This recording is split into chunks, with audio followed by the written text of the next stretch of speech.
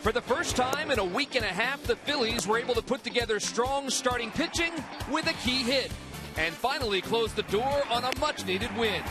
The reward for their efforts is a weekend to go head-to-head with the best team in baseball.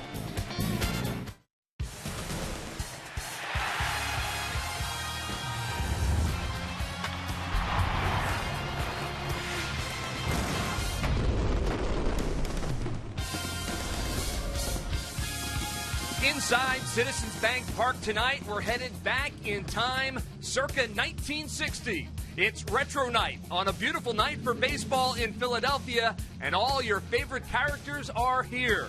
The St. Louis Cardinals have come calling for Game 1 of a 3-game set against the Phillies. Well, yesterday the Phils got a big hit when needed and snapped that 9-game losing streak. But the road does not get any easier tonight as the best team in baseball is in town. The Cardinals are 20 games above 500. Hi, everyone. I'm Greg Murphy in for Tom McCarthy alongside Ben Davis. And, Ben, that's the storyline because the Phils finally get past that 9-game losing streak, and then they have to welcome in the St. Louis Cardinals, who have been good all season long, month by month. They've been going up against some opponents that are tremendously hot right now, and it doesn't get any easier with the Cardinals coming to town. This is a ball club that we saw early in the year in St. Louis. They did it with their bats then. Now they're doing it with pitching. You see in June they're 10-6, a lot of one-run ball games, and again, they're doing it with their arms. They certainly are, and they just seem to be able to plug guys in when needed. But the Phils, they're going to try and take a page out of that book as they try and plug in a guy, Philippe Almont, into the starting rotation and hope that he can get the job done. He is making his major league debut as a starter. What can we expect from Philippe Almont? Well, you can expect stuff, but you can also expect walks, and hopefully he can limit those this evening. It's something that has plagued him pretty much his entire career. But he did ask to be put in the rotation in Lehigh Valley, and he's done a very, very good job. Again, he's always had this stuff as to command. Now he says he believes in this stuff. He's not afraid to challenge people. And as long as they put the ball in play, he should be fine. You know, he asked to be in that starting rotation down there in the Lehigh Valley and certainly has made the most of it. 10 starts down at AAA. You look at the numbers, pretty good across the board. Exactly. 2.55 ERA. The walks are up. You see that 33 walks in 53 innings. That's not going to cut it. But you see the opponent's batting average, 222. That shows the kind of stuff he has. As long as he makes them put the ball in play, he's going to have success. It's all about control for Philippe Almont. He'll try to have that tonight. He'll be on the hill for the Phillies, and opposing him on the other side for the Cardinals, it's Tyler Lyons, making his 5th start of the season for them. He is 1-0 with an ERA of 5.00. Well, the Phillies needed a big 2-out hit yesterday to snap that 9-game losing streak. They got it off the bat of Ryan Howard. Can they get another big hit tonight? We'll find out. Lineups and first pitch on the way.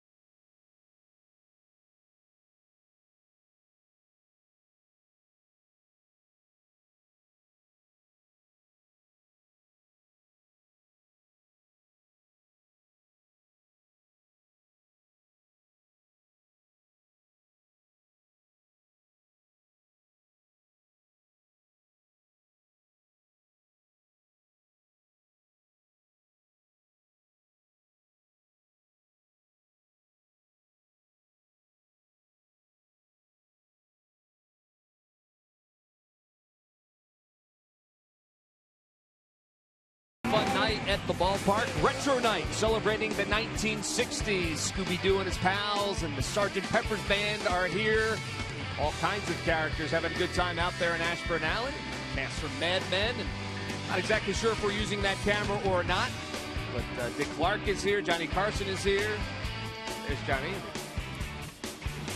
Doing a nice job. And the man with no name, I think that is right there. And everybody having a good time here at Citizens Bank Park. We get set for today's game. Starting lineups is brought to you by Xfinity, the official entertainment provider of the Philadelphia Phillies. Leading off for the Cardinals, Colton Wong at second base, followed by Matt Carpenter and Johnny Peralta batting third. Mark Reynolds will bat fourth and play first base. Jason Hayward is in right field. He'll bat fifth. Doing the catching is Yadier Molina. He'll bat sixth. Brandon Brichick is playing left field and batting seventh. John Jay is batting eighth and playing center field. And doing the pitcher is Tyler Lyons. He'll bat ninth for the Cardinals. And they'll take on Philippe Almont, making his major league debut as a starter for the Phils. 14 games down at the Lehigh Valley this year. 10 of them were starts. There you see the record 3-4, but the ERA was good, 2.35, and 3 home runs allowed. And as you mentioned, Ben, it's all about the control for this guy. It is. It's a huge factor. And as you take a look at the Budweiser scouting report, he will touch 95. He might even get a little bit higher than that, curve and slider. But this is his first career Major League start. He just has to limit his walks. If you could keep him to no walks, that would be great. That would be. I would expect a couple. But as long as he can keep them down, he always has the stuff. And that's what's infuriating to the Phillies at times. You know, he's making his Major League debut as a starter, but I would imagine he's going to be able to draw from some of the experience that he's had up here at the Major League level. So hopefully the nerves won't be as big of a factor for a guy like Philippe tonight.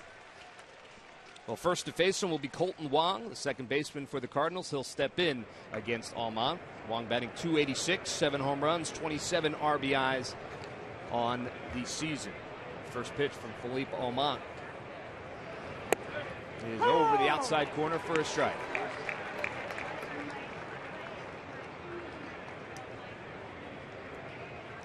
Wong still looking for his first hit on their road trip for the Cardinals as they've started a long road trip as he fouls that one down the left field side and out of play. So quickly ahead of Wong is Almont, 0-2.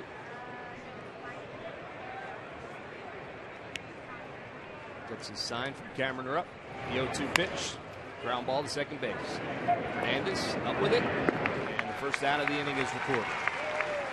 So it's time for our Nissan keys to the game. What do you have for us, Ben? Well, first and foremost, I talked about in the scouting report, limit the walks. He's got to limit the walks tonight, does Philippe Almont. Number 2 is take advantage of the Cards' struggling offense.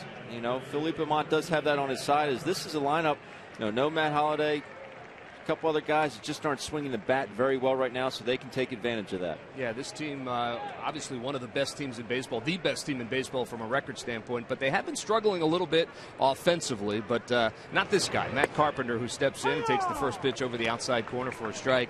In his last 3 games, 5 for 11 is Matt Carpenter. He's batting .294 on the season, 8 home runs and 32 RBIs.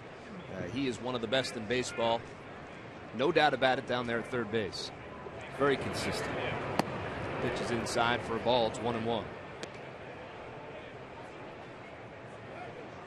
I'm digging the unis. Yeah. I really like it. Welcome to the 1960s. I think I like the hat the most. A little bit of a different P on the hat. Here's the 1-1 pitch. High and outside for a ball. It's 2-1. They're not drastically different from what the Phillies currently wear. The Cardinals, identical. I don't even know if they had to get new jerseys. The Cardinals, all about tradition in that franchise, but it's been very consistent over the years for sure. That pitch is over for a called strike. It's 2-2 now to Matt Carpenter.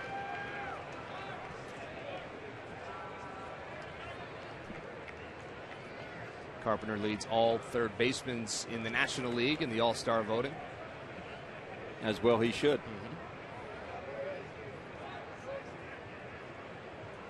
Cameron Rupp puts down the sign. Here's the 2-2 pitch. Foul back. It remains 2-2. Now, Matt Carpenter has that success, but the Cardinals would actually hope he would kind of take his foot off the gas a little bit. So he gets to the ballpark every day around noon. We know a guy like that. Yes, we do. Here's the 2-2 pitch. Outside for a ball. It's 3-2 now, so a full count to Matt Carpenter. Now, some guys get into routine. That's just the way they do it. But, there's a fine line between getting prepared and over-preparing. You don't want to wear your body down physically to the point where you're not going to be 100% come game time. Outside for a ball, so the first walk of the evening goes to Matt Carpenter. One aboard with one out here in the top of the first inning. During the 2015 season, Turkey Hill, the official ice cream of the Phillies, will contribute $100 for each Phillies victory and 5 cents for each carton of Phillies Grand Slam ice cream sold to support the Phillies youth baseball and softball programs. So that'll bring up Johnny Peralta, shortstop, batting .306 on the season, 10 home runs, 35 RBIs. Carpenter takes his lead off first. The first pitch from the stretch for Philippe Almont. It's high and inside for a ball, so it's 1-0. Carpenter walked on the 7-pitch at bat.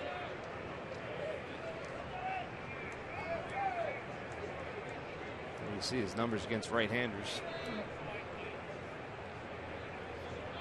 Carpenter gets his lead. 1-0 pitch outside for a ball. It's 2-0.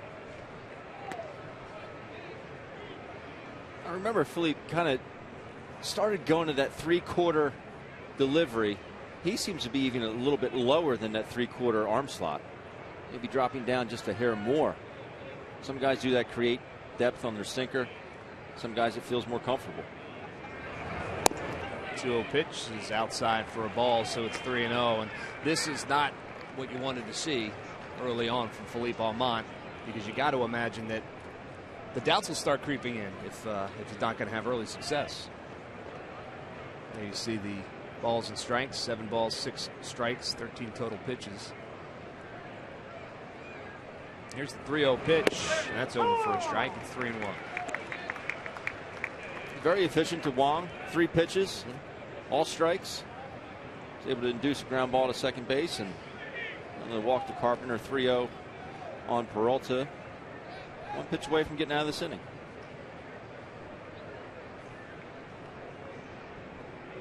From the stretch. 3-1 pitch. Carpenter started going, then went back to line drive to center field. Ben Revere is there, and Carpenter will have to head on back. He thought about running on that pitch and then stopped about halfway through. He scampers back to first base, and that's the second out of the inning. So nice job by Philippe Almont to get back into that count and get Johnny Peralta. And that'll bring up Mark Reynolds, the right-hander, first baseman, batting .253.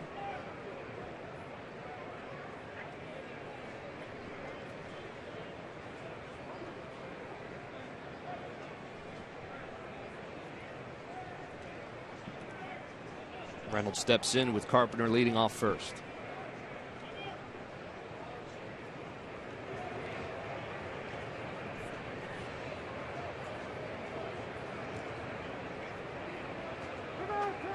And time is called. Philippe was taking a little bit of time to deliver that pitch, keeping his eyes on Matt Carpenter, and Reynolds' patience wore out.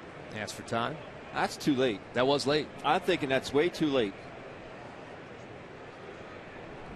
Home plate umpire Ron Kulpa right there, giving him time, though. So they'll try it again. Reynolds back in there. First pitch to Reynolds is a line drive foul down the left field line. So Philippe Almont ahead of Mark Reynolds, 0-1. Look at Reynolds. He's always notorious strikeout guy. And this guy will strike out, but the .253 shows that he's cutting back on those strikeouts. And I'm sure John Mayberry and the Cardinals coaching staff has a little bit better of approach for him.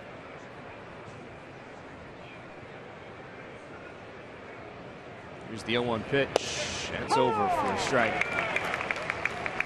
Knee buckler. Yeah, it was. You know, this guy is one of his batting practices just about as fun to watch as anybody's. You see him kind of flinch. He wasn't looking for that. No, he wasn't. So Almont is ahead of Reynolds, 0-2. Gets his sign. Rupp sets up on the outside. The 0-2 pitch. Line drive right at Freddie Galvis, who leaps a bit, able to make the catch. So Philippe Almont able to work around that first inning walk. And we're through a half inning. No score here in Philadelphia.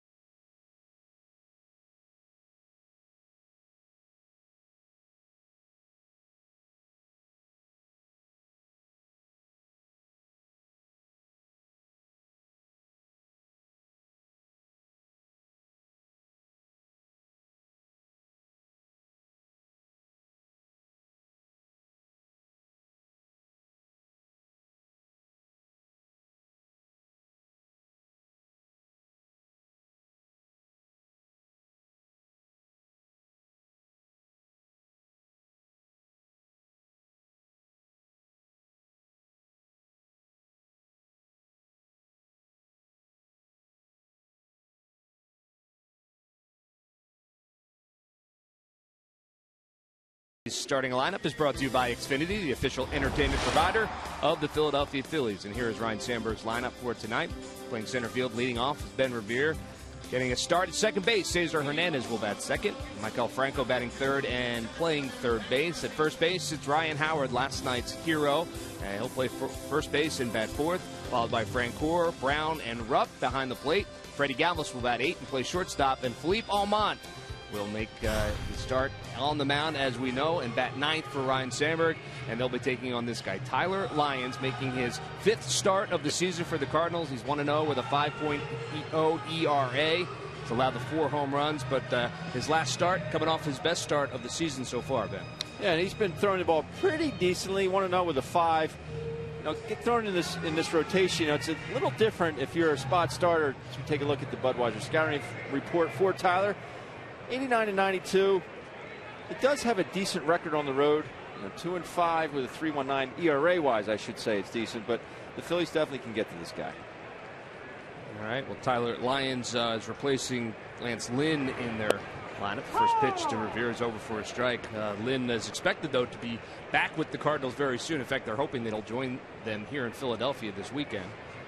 He won't pitch, of course, but they're hoping he'll be back on the bench and ready to go when they head back out on the road.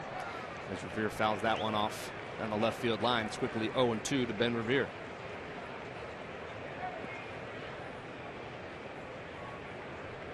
Lyons has his sign. The 0-2 pitch, swing and a miss, and he got it.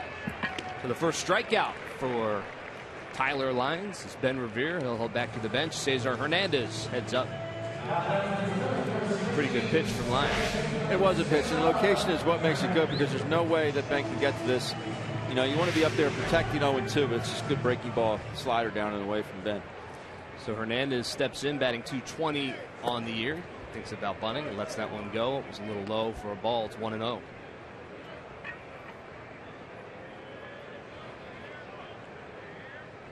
Lyons working quickly. 1-0 pitch. Ground ball to the shortstop, and it's through into center field. That'll be a base hit. Peralta reached out and almost got a glove on it, but it slips underneath, and Cesar Hernandez is safe at first. First hit of the night for the Phillies.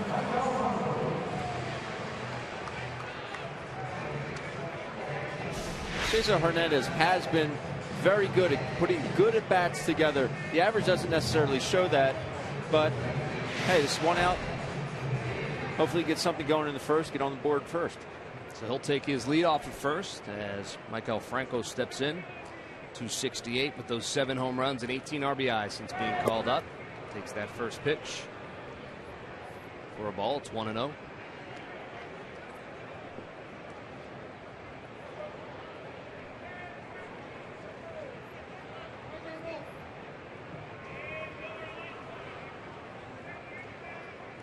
Lyons gets his sign from Yadier Molina.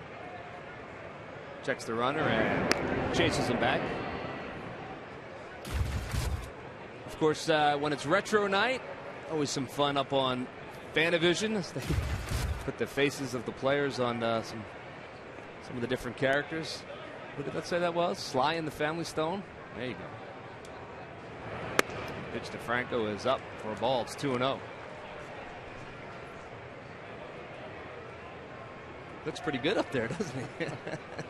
I can't take your eyes off him. I don't know if I could hit. If my picture was up there, I don't know if I could hit. Well, your picture may be up there before the night's over. Well, I couldn't hit anyway, so it may help me.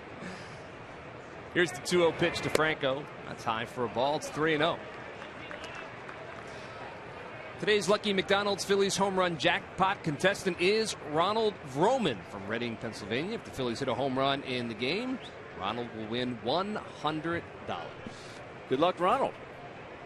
Been giving out some cash of late, which is nice. Ground ball that's going to get in between the shortstop and the third baseman for a base hit. So the Phillies have something cooking here with one out in the bottom of the first. Runners on first and second. And that'll bring up Ryan Howard. Yeah, that's a manager that puts a lot of trust in that three-hole hitter, a young three-hole hitter, to give him the 3-0 green light. What I was impressed about that at bat was he had a 2-0 count, okay? A lot of young hitters thinking 2-0, I'm going to come out of my shoes. The pitch was up, he took it for a ball, was given the green light 3-0, didn't try and overswing, shot a signal to left. So that's a sign of maturity for a young guy and a lot of confidence to be instilled in a young player from his manager. I think that shows that Ryan Sandberg's trying to make some things happen as well, and he's got his hottest hitter up there. So the first pitch to Ryan Howard is foul. Reynolds picks it up in foul territory. How about Jimi Hendrix? Or Jimmy Howard? We got a pretty good rendition of the national anthem from a Jimi Hendrix-like guitar player tonight. That was cool. That was very cool on the electric guitar. So the count is 0-1 to Ryan Howard. Lines checks the runners. The 0-1 pitch, swing and a miss. It's 0-2. Well, we told you that they needed a big 2-out hit yesterday to stop that 9-game losing streak, and it came off the bat of Ryan Howard. That was nice to see. It was nice. They tried to climb the ladder, the two-seamer in, and then ended up in the middle of the plate, and then ended up as a souvenir. 2 hits for Ryan Howard last night. Here's the 0-2 pitch. Ground ball to second base. That could be 2-1. Flips it back to Reynolds, and that is 4-6-3 double play. So the Phils get 2 hits in the inning, but nothing to show for it. We're all finished up 1 here at Citizens Bank Park, and there's no score.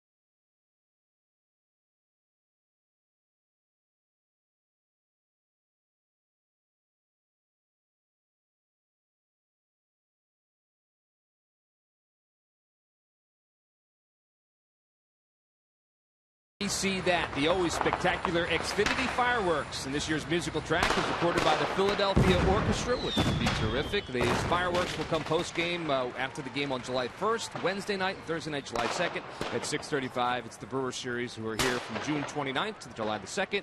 You can order your tickets at Phillies.com.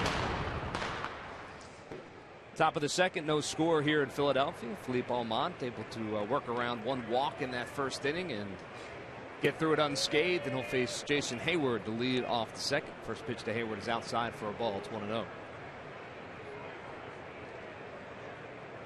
Jason did go deep yesterday.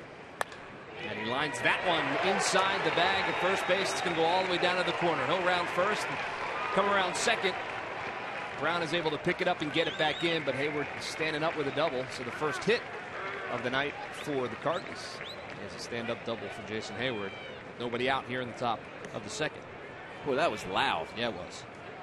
That was loud. It took a funky kick down in the right field line there. That's just an elevated two-seamer. Supposed to be down and away. Gets by Ryan Howard. It does take a funny bounce down there in the bullpen. You see there, bounce off the wall, but Don Brown does get to it and fire one to the cutoff man, Cesar Hernandez. That's the second time this season we've seen one kick off the wall like that underneath that one pad and shoot. Don Brown did a nice job not letting that one get away. So that'll bring up Yadier Molina for his catchers. Hayward takes his lead, and that one's well hit. Going back on it is Francoeur, but he's got no chance as that's up over on the wall and gone. First pitch swinging, Yadier Molina with his second home run of the season, and quickly it is 2-0 Cardinals here in Philly. Just his second home run of the year, but they've come in a span of 4 days, Ben. Yadier Molina is heating up. And they didn't know how much power, and losing 40 pounds in the offseason. He said take some pressure off his knees. Yadi pretty much does play every day as a catcher, and that's tough. But, you know, despite the offensive struggles of the Cardinals recently, he actually has been pretty hot. Again, another elevated fastball, and he jumped all over it. First pitch swinging and deposits that one in the seats. So it's 2-0 Cardinals. In steps Randall Grichuk. Takes that first one a little low for a ball, so it's 1-0 as Molina gets some congratulations in the dugout.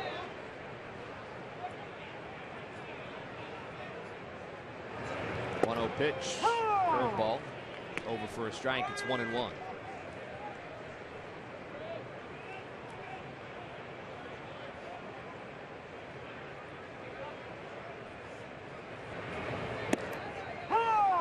Another curveball in the outside corner, so it's 1-2 now to Grichuk, and that pitch is working for Philippe Almont so far. As long as he stays on top of it from that three-quarter delivery, sometimes you have a tendency to drop his arm even more, and he pushes that breaking ball up and away to a lefty or up and into a righty. 1-2 pitch was inside for a ball. It's 2-2 now to Grichuk. Grichuk, just 23 years old, from Rosenberg, Texas. Originally drafted by the Angels. Swing and a miss, and he got him. So Grichuk is a strikeout victim for the first out here in the top of the second. And so it's time to take a look at our Geico quote of the day, and it is from Philippe Almont on his approach tonight. He says, I'm just going to keep being aggressive, not second guess myself when I'm out there. Sometimes out there I second guess if I'm throwing the right pitch. Am I going to get him out, or is he going to whack it? I'm just going to attack. I'd rather give up a hit than a walk. At least he earned it. And that, Leslie Goodell, is exactly what the Phillies want him to do, attack. Yeah, and Murph, they don't want him worrying about second-guessing himself or what the hitter's going to do. I spoke with Joe Jordan, the director of player development, and he said that this all can be traced back to the spring training time when he was placed on waivers. He cleared waivers. He could have become a free agent. He could have taken 3 days to report to AAA, but he was there the first day, the first opportunity he had. He requested a change of roles, and his mentality has been different ever since.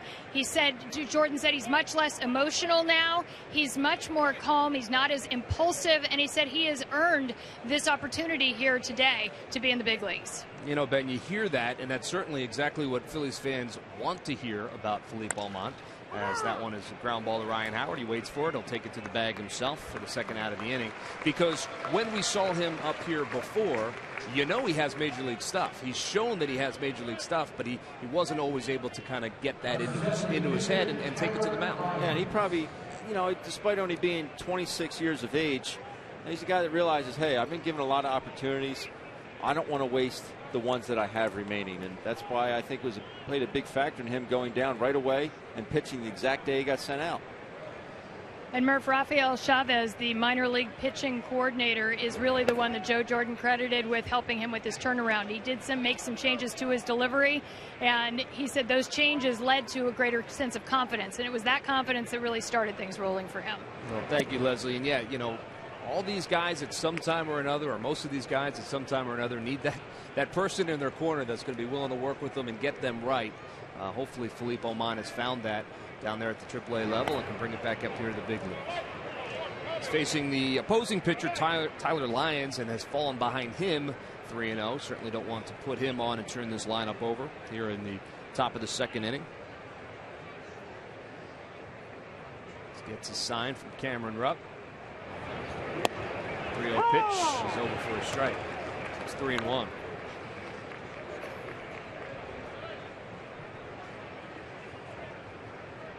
Working a little quicker is Aumont.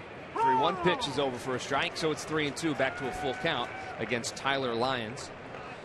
Lyons just 1 for 6 this season. Here's the 3-2 pitch. Ground ball, second base. It's going to sneak on through past Cesar Hernandez. So Lyons now 2 for 7, a base hit to the pitcher, and you know, he fell behind, he battled back, but he lost. He did lose, and I'm kind of wondering why Ryan Howard wasn't playing a little bit more off the line with the pitcher up and a guy that throws the low to mid 90s. Now you don't expect the pitcher to really pull a ball down the line. I'd like to see Rhino play off the line a little bit more and see if he could have gotten to this ball. You see him real close to the line.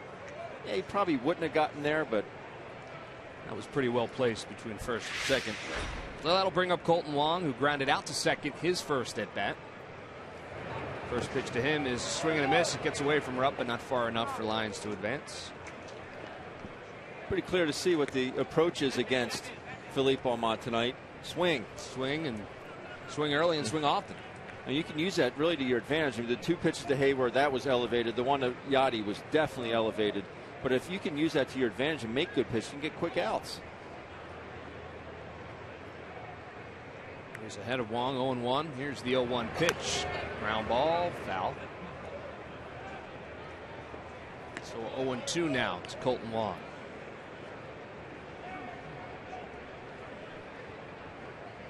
Here's Yachty. A little surprised that he only has those 2 home runs this year? I am, especially with the amount of playing time that he gets. I mean, he plays every day. You know, it's all about the glove with him, but he's become a pretty good offensive player over the last couple of years, as that one is fouled back, so Wong is battling. See, I think his offense has progressed and his defense has digressed. I really do. Still has the arm, but I see a lot of, you know, he doesn't really get down to block balls a whole lot anymore. He goes to one leg, just drops one knee and tries to smother it. But he does have the respect of the pitching staff in calling the game. Pitchers love throwing to him. No doubt about it. 12-year major league vet, Yadier Molina. Here's the 0-2 pitch, swung on, and that one's drilled to right field, and that one is gone. 0-2 pitch that got up in the zone, and Colton Wong turned on it. His 8th home run of the season, the second 2-run home run of the inning, and the Phillies trail it 4-0. And that was a rocket. It was, and it didn't sound real good. It looks like he kind of got jammed on it, but ball's flying tonight, I tell you. The only question I had was whether or not it was going to be able to clear that fence out there in right field, and it did indeed, and it got out in a hurry. And he did not get jammed. It sure did get out in a hurry. Wong was a guy that really impressed me when we traveled to St. Louis. He did a lot of things well defensively, but ball comes off his bat very hard. Hard-hitting Hawaiian. Hard-hitting Hawaiian. I like it. Well, that'll bring up Matt Carpenter. Walked his first plate appearance in the first. First pitch to Carpenter's over for a strike. So if you're Philippe Aumont right now, if you're Bob McClure, what are you telling yourself and what are you telling your pitcher? Let's get through this inning. Hopefully if you can limit it to 4 and keep them right there. Lost the grip on that breaking ball. It was way outside, so it's 1-1 now to Matt Carpenter.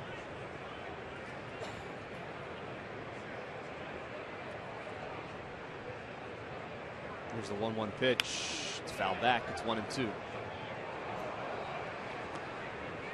Even that pitch there is elevated. You know, 95. Yeah, it was 95, but it was up. He's lucky that one didn't get out of the park. Carpenter stands in. Lamont gets a sign from Rupp. Here's the 1-2 pitch. Swung on and fouled back again. Remains 1-2. You said that the Cardinals offense has been struggling over the past couple of days, and it's all relative, but they have been struggling, but not Matt Carpenter. Last 3 games, 5 for 11, batting .454. And check out this. We have a squirrel crawling up the net behind home plate. I'm not sure. Yeah, really. The squirrel and the Phillies and the Cardinals, that's not something we want to talk about. It's just bad luck. Yeah. Here's Almont, a 1-2 pitch. That's inside. It's 2-2. Does he take it all the way out? I don't know. This may not end well. Now he's going to try. I didn't think that was going to happen. Now he's on the Phillies dugout. Now he's in the Phillies dugout. The players have scattered. I've never quite seen anything like this. Aren't you glad you got tonight's game, Murph? Oh, my. Well, it's definitely not a flying squirrel. No, but it was a falling one. Leslie, you okay down there? Leslie, get to higher ground. If I you can have hear jumped us. onto higher ground. I am up on the camera platform now. The squirrel ran through the dugout. All of the players went scrambling, and he is now on the wall back here behind the cameras somewhere, probably fearing for his life. Well, oh my. Incoming! Oh my. Poor guy. Everybody scattering. Meanwhile, the count is 3-2 to Matt Carpenter. Here's the 3-2 pitch. Inside for a ball, so he walks him. Carpenter's aboard for the second time tonight. Second walk issued by Philippe Almont, and yep, here comes Bob McClure. I'm sure that did not help Philippe Almont. Maybe a little break of the concentration, but you never know what you're going to see when you come to a ball game.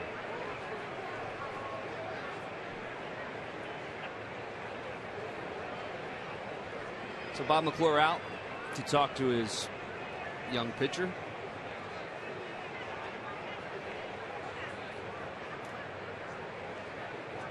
The other thing is he's at 46 pitches. Yeah. You know, that's not something that you want to see. You know, Philippe Almont is making his major league debut as a starter against the Cardinals. Earlier this season, we saw Severino Gonzalez make his major league debut against the Cardinals, and that did not go particularly well for Gonzalez. And on Sunday, we're going to see Adam Morgan make his major league debut against this lineup. It is a difficult lineup to face if you're a veteran major league pitcher, but you can see these guys come up with an approach, and if you're a young guy just trying to find your way through, they can hurt you. You couldn't be more right with that, Murph. I mean, these guys, despite not having good numbers coming in recently, they will put up a professional at bat. You see Colton Wong get down in the count. It looked like, you know, he was lost on a couple breaking balls. Hangs one, goes up top. You know, they will put a professional at bat together. Carpenter gets his lead off of first. Johnny Peralta is the batter, and he takes that a little bit low for a ball. So it's 2-0 now to Peralta. He lined out to Ben Revere in center field, his first at bat. 48 pitches, as you pointed out. Not ideal in the top of the second inning, for sure.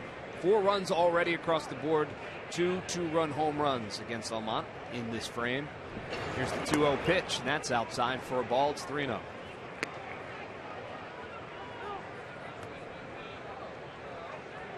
Mark Reynolds waits on deck. If he walks Peralta, I mean, you'd have to get someone up, I would think.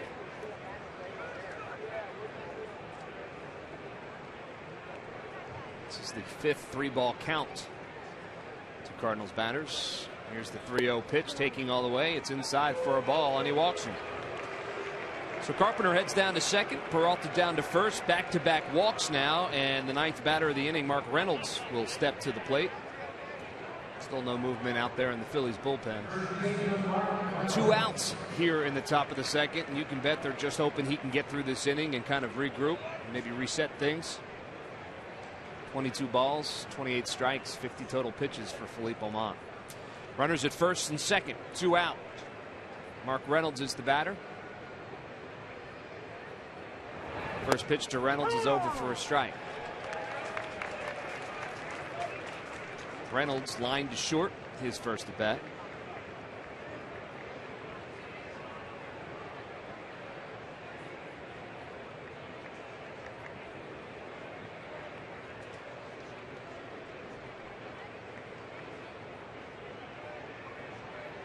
The 0-1 pitch.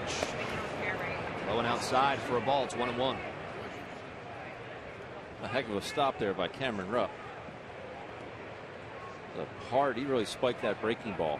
It's one thing to get to it, but to be able to smother it like he did. Watch the lateral movement here. He stays low, squares it with his chest.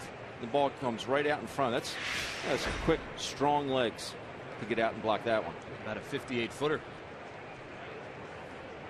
From the stretch, here's the 1-1 pitch.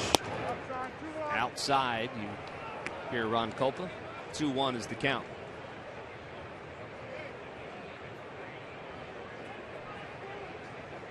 Carpenter's at second, he walked. Johnny Peralta at first, he walked. 4 runs across in the top of the second. 2-1 count. It's fouled back, it's 2-2. 95 miles per hour on that one.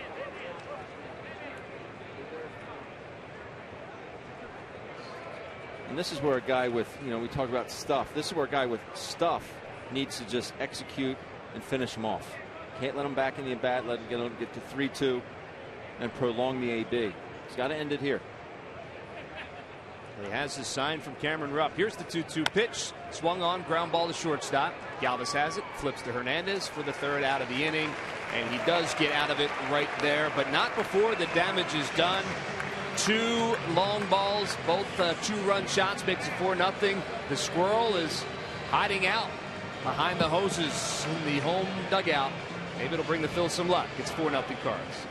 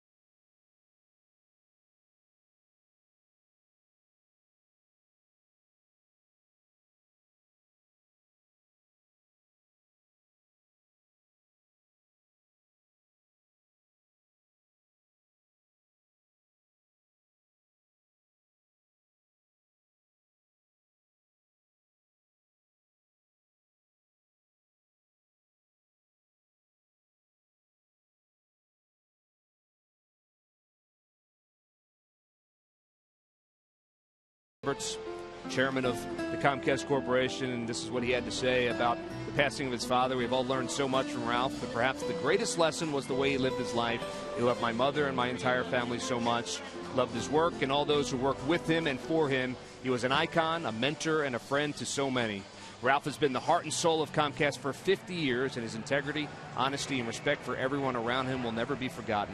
He was the greatest influence in my life and a joy for me to work side by side with for over 3 decades. I speak for all of us when I say he will be greatly missed. And, you stop and think, Ben, just the changing skyline in Philadelphia can be directly attributed to Ralph Roberts, as that one is fouled off. Jeff Francoeur. I've had a chance to meet Ralph Roberts, be in his company several times. You are not going to find a more gentle, humble man than Ralph Roberts. 95 years old. Certainly it was a life well lived, and he will be missed. It's a great life, true gentleman, and to stay that humble after having that much success. Now it's swung on and hit deep, but that is going to hook foul off the bat of Jeff Francoeur. A lot of men achieve a lot of success, but a lot of men don't always keep that humility. That's something that, you know, it's the American dream to build an empire like he did. Francoeur is outside for a ball, so it's 1-2 now to Jeff Francoeur. I've been lucky enough to be a part of Comcast for 15 years. Last week was my 15th anniversary with Comcast as Francoeur grounds that one to third. Firing across by Carpenter, and that's the first out of the inning. And that's very lucky to be a part of a company like that. And certainly the city of Philadelphia is very lucky to have them headquarters right here. They certainly have made an impact in our great city. Well, that'll bring up Don Brown. Brown batting 143 since his call up from AAA. First pitch from Tyler Lyons is over for a strike. It's 0-1.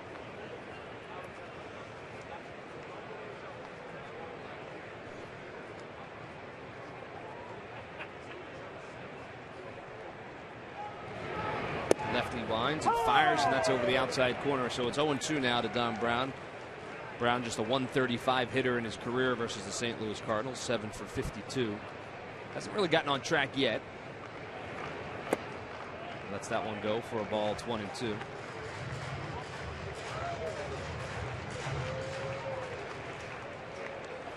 Lyons has his sign. Delivers, swing and a miss, and he got him. So that's the second out of the inning as he gets Don Brown swinging. The second strikeout for Lyons. Time now for our T-Mobile game changer. And it is the shutdown innings for the St. Louis Cardinals after scoring.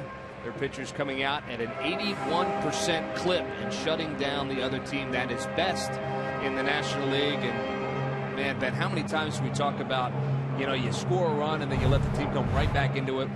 8 out of 10 times the Cardinals pitchers are not allowing the team to get right back into it, and that is so important. And it's such a big stat, and it is something we talk about all the time.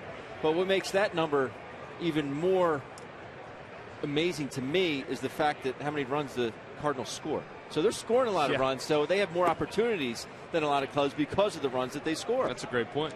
Cameron Rupp is ahead in the count, 2-0.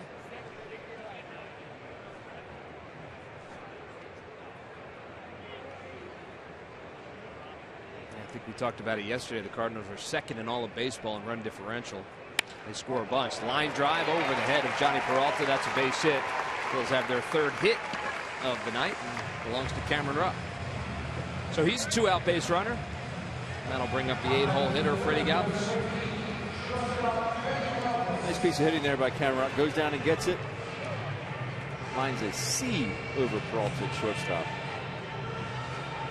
Freddie Galvis steps in. He's batting .260, 2 home runs, 16 RBIs. 2-7 on the homestand so far is Freddie Galvis. First pitch is inside for a ball. It's 1-0. And that number looks good on his back. That was my number, Murph. I was number 13. No superstitions? No. Yeah. My dad wore it, so I wore it. Let's see if number 13 can add to the hit parade. And that one's over for a strike. It's 1-1. It's big, though. See that? Man, that looks good. There are some great uniforms. I know Leslie talked to a couple players before the game. They said they were very comfortable uniforms. A little baggy and that nice cotton material. Swung on and fouled. So Tyler Lyons ahead in the count, 1-2 on the Toyota Major League scoreboard. The Pirates trail the Nationals 2-1. Game in the bottom of the second. Wilson Ramos 1 for 1. There you see a double with the RBI in that game.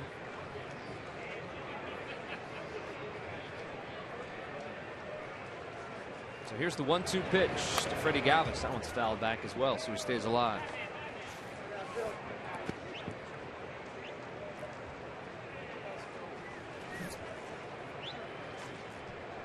Freddie Galvis is one of the Beatles.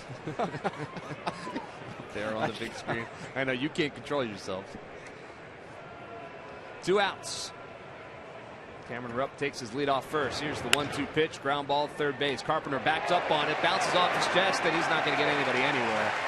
He let that one play him as he took a step back. It hit off the heel of his glove and into his chest, and by the time he recovered, no play anywhere. That's going to be an error. E5 on Matt Carpenter. Are exactly right, Murph. Plays the long hop. He should have attacked that, gotten it on the short hop, Once you do that, see that infield chewed up a little bit with 2 innings having gone by already, and you cannot let the ball play. You should have attacked that one a little bit more. Carpenter's 7th error of the season. And if nothing else, it turns the lineup over as Philippe Almond steps in. Takes the first pitch over for a strike. He said to Leslie before the game, I wonder how many at-bats Philippe Almond has had at the major league level, because he's never started before. He's always been a reliever. 1 at-bat, 0 for 1 with a strikeout. And he sees a breaking ball. It's not nice. That wasn't nice. Pitchers aren't supposed to do that to each other, are they? Quickly ahead, 0-2 is Lions on Almond. Here's the 0-2 pitch. A little low.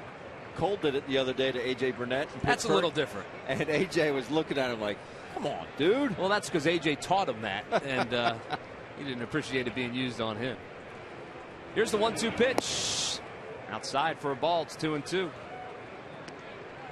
Lions singled off of Almond in the second. Philippe can return the favor if he does. Maybe you get Rupp scoring from second here with 2 outs. Lions has to sign the 2-2 pitch. Oh, for a ball. It's 3-2. Keyholing him.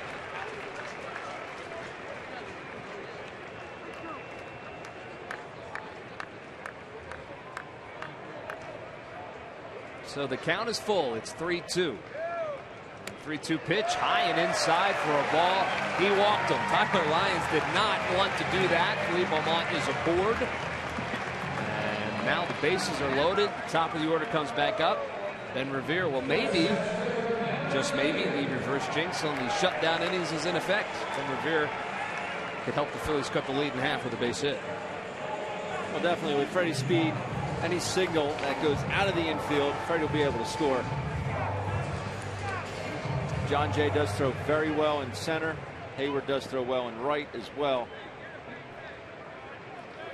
Revere struck out his first at bat. And he takes that one outside for a ball. It's 1-0, and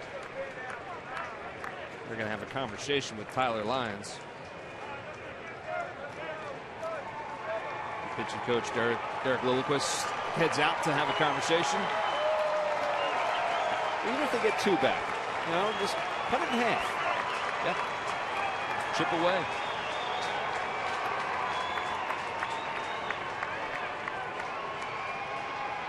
Well, Phillies baseball is brought to you by Budweiser. Budweiser is still brewed the hard way. This Bud's for you. So bases are loaded for the Phillies here in the bottom of the second. Cameron Rupp down there at third. He's singled. Freddie Galvis safe on an error. He's at second. And Philippe Almond walks, so the base is juiced for Ben Revere with 2 outs. Phil's got a big 2-out hit yesterday off the bat of Ryan Howard. They've been hard to come by. Look for another one as that one's over for a strike. Effective conversation on the mound. Fans didn't like it. Ball was up a little bit. Yeah, a little bit. The count is even, 1-1. Revere steps in, and here's the 1-1 pitch. Swing and a miss. It's 1-2. Pulled the string on that one. That's what he got him to go for. His first at bat, he had an 0-2 count, got Ben to swing at a breaking ball down and away, and I don't see any reason why he wouldn't throw him another one here. The Lions doesn't throw particularly hard where you have to just won't be able to at least foul off a fastball if you're looking for a breaking pitch. There's the 1-2 pitch, swing and a miss, and it's in and out of the glove of Yadier Molina, so new life for Ben Revere. Thought Yadier held on to that one for a second.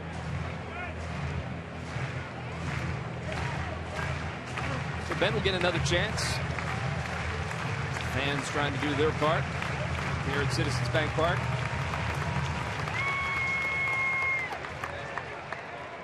Bases loaded. 2 outs. Bottom of the second. Here's the 1-2 pitch. Swung on and off the plate. That's going to roll foul. So we'll do it again. Hopefully the Phillies can get a couple runs here, but this has been one long second inning. It really has. Yeah, a little bit. Cardinals put 4 up on in the top half of the second inning. Just this half inning's been 10 minutes and 30 seconds. just this half. And counting. And counting. Well, Ben Revere looking to extend the inning if he can. From the stretch. Here's the 1-2 pitch. Swung on, line drive, center field. Going back on it is John Jay. He's got a beat on it, and he makes the catch. So the Phils load the bases with a hit and an error and a walk. Unable to get anybody pushed across. And it is a sad day in Philadelphia as we look at the skyline, the Comcast Tower in the middle of the skyline of Philadelphia, as we remember Ralph Roberts, who died at age of 95.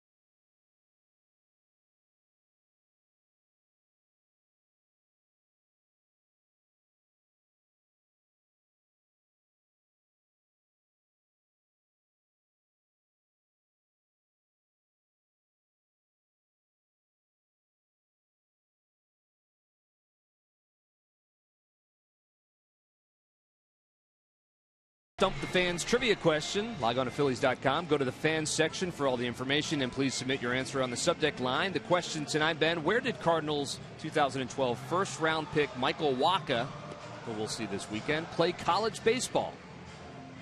Give you some time to think about that. By the look on your face, you've got no clue. That answer will be revealed later in the game. Philippe Almont back on the hill. Top of the third, needed 37 pitches to get through that second inning. And he's going to face the man who led off the second inning with a double. Jason Hayward got everything started. Hayward 1 for 1 with that double.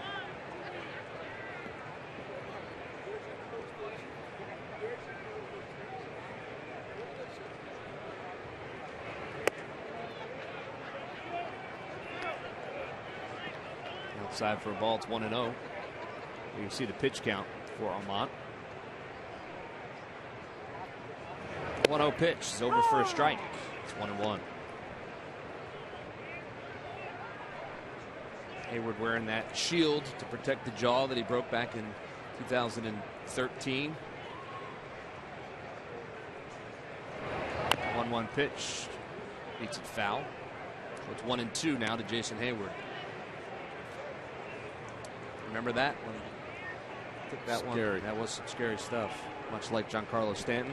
Now he wears his all the time. All the time. Stanton only wears the big one with the G on it against righties. Correct. He does not use it against lefties. He says he has a hard time against left-handers. You can't see it, but yes, Hayward wears it all the time. 1-2 pitch over the inside corner for a strike.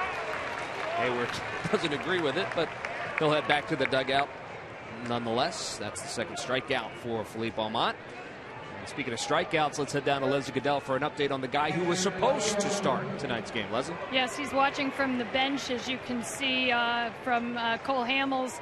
a spectator in this one, but he said that he is throwing a bullpen on Sunday, and he does expect to make his next scheduled start in the rotation, which would mean Wednesday at Yankee Stadium.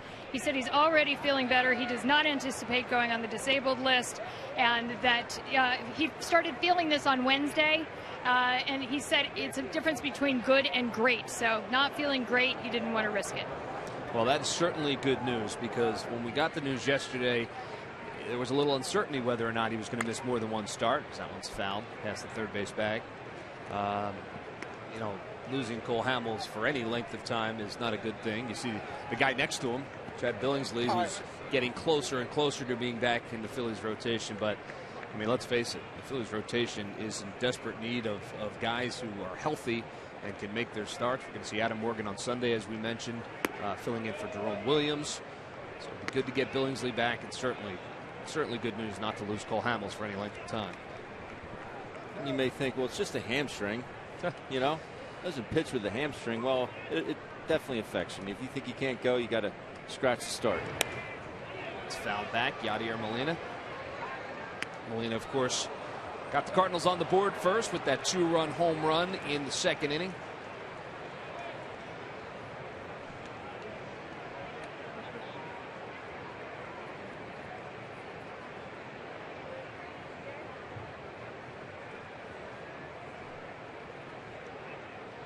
Shaking off Rupp, gets the sign he likes. The 1-2 pitch, a little bit low for a ball. 2-2, and here's the aforementioned home run. No doubt about it. He provided the power and the location. Unfortunately, Yadier Molina, all he's got to do is put his bat on it. The ball's sitting there on the tee like that. Here's the 2-2 pitch, a little bit low for a ball. Cameron Rupp thought maybe. Ron Coppola thought not. And that count moves to full. It's 3-2 with one out here in the top of the third. It looks like he's dropping down even farther on that breaking ball. And that is something that a hitter can pick up right away. There's the 3-2 pitch. It's inside for a ball, and he walks it. So Molina is on for the second time. NBC 10 News at 4 p.m. The only station with 20 minutes of nonstop news. Weekdays at 4 p.m. NBC 10. Count on it. Nice to be on NBC 10 tonight on a Friday night. Beautiful Friday night in Philadelphia. Greg Murphy alongside Ben Davis. Randall Grichuk steps in. He struck out his first at bat. Molina with a small lead off first, and the first pitch to Grichuk is over the outside corner for a strike. It's 0-1. And we know about the size of Matt Holliday and how big he is. He is a monster of a man. They say this man, Randall Grichuk, is as strong as Matt Holliday from shoulder to wrist.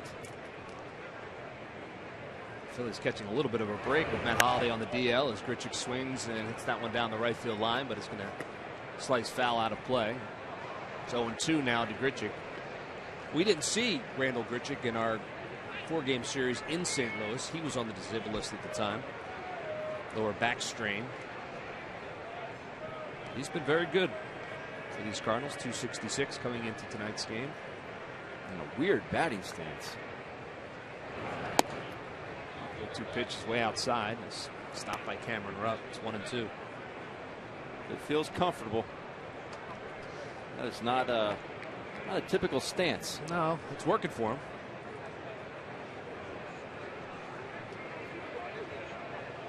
Keeps those hands nice and low and back. Molina leads off first. I don't think he's going anywhere. There's the 1-2 pitch. It's in the dirt. Molina keeping his eyes on Cameron Rupp. Rupp able to keep that one in front of him, so Molina can't go anywhere, and he wants to have a word with Philippe Beaumont. I'm telling you, I see him dropping down even more on this breaking ball. I mean, it's borderline sidearm on a few of these breaking balls. I think the hitters are recognizing that. And that's going to make that, instead of making that pitch drop in the zone, it's going to make it go across. You know, exactly. It's going to sweep across instead of, break. You see that batting stance, really a flat bat. It's a weird stance. 2-2 pitch. Fouled back and just off to our right. Tonight's game is also available in Spanish. Just use the SAP button on your television or change the language through the menu on your cable box. Always good to know. See. Mont has his sign. The 2-2 pitch is outside for a ball. It is 3-2. Another full count to a Cardinal batter. And you'll give Molina a chance to get on the move from first base. Hey, Yachty flinched out there earlier.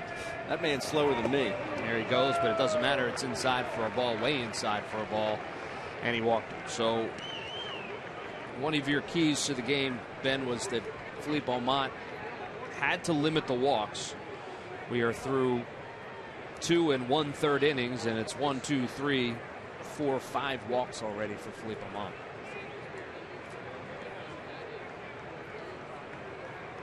And the pitch total's not much better.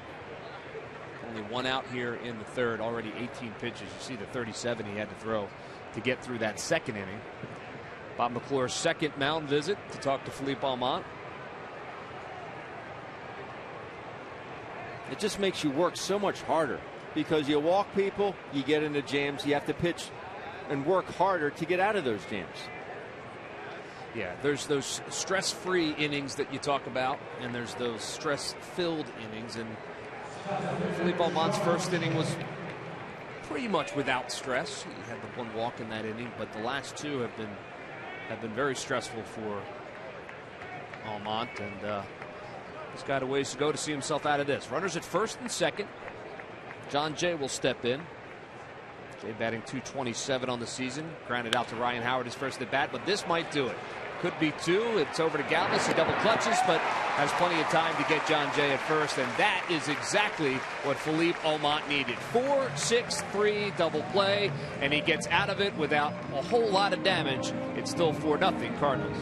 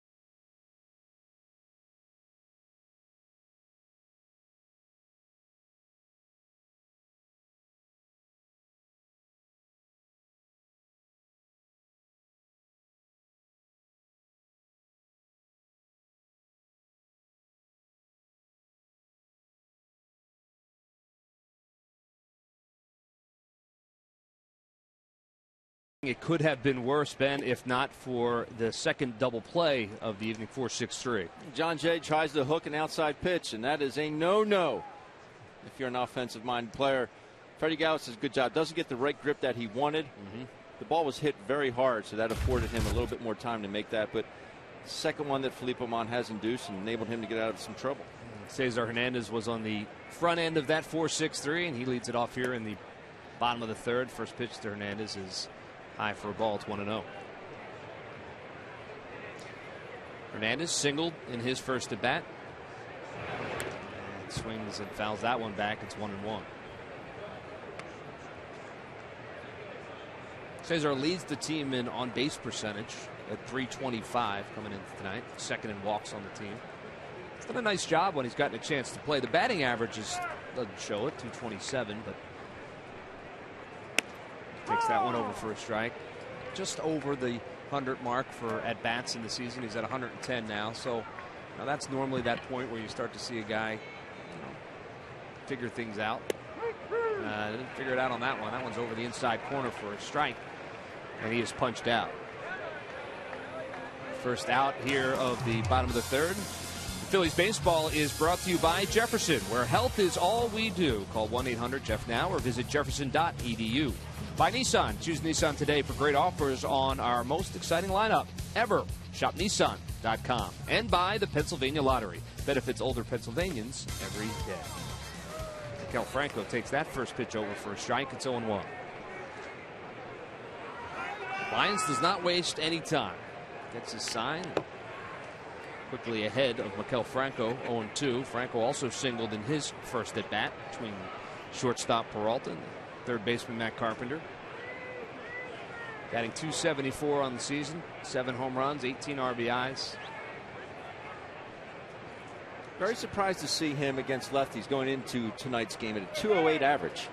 I think that would be reverse from a righty and a lefty. Yeah. I think it would be different.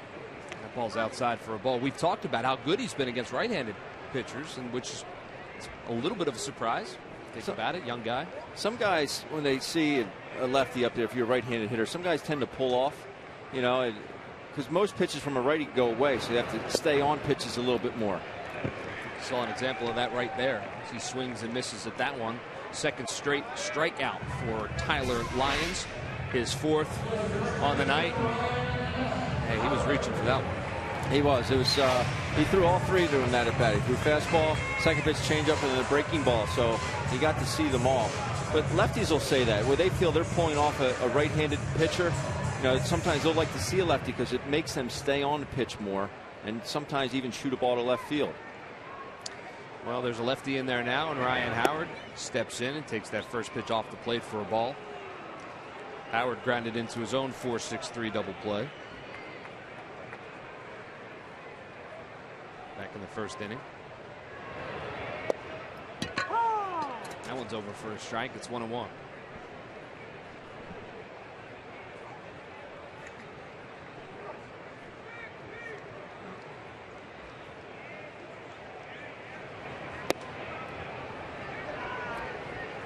In between pitches, Matt Carpenter and Johnny Peralta switched positions.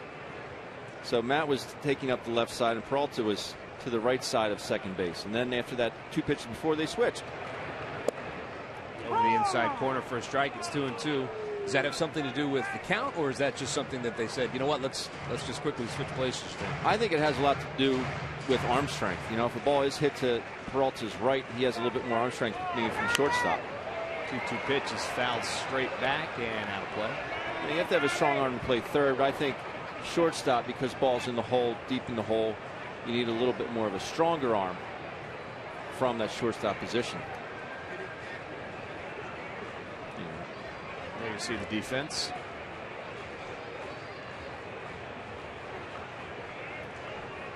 Lyons has his sign. Here's the 2-2 pitch. Fouled straight back. 81 miles per hour.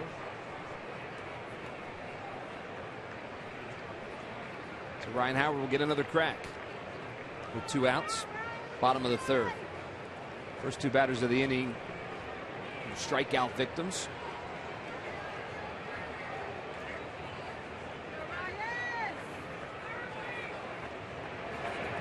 Two pitch swung on and hit the center field. Not deep. John Jay went back, now coming in on it and makes the catch for the third out. So the Phils go 1-2-3 here in the top of the third. On a beautiful night in Philadelphia, the Phillies trail it 4-0.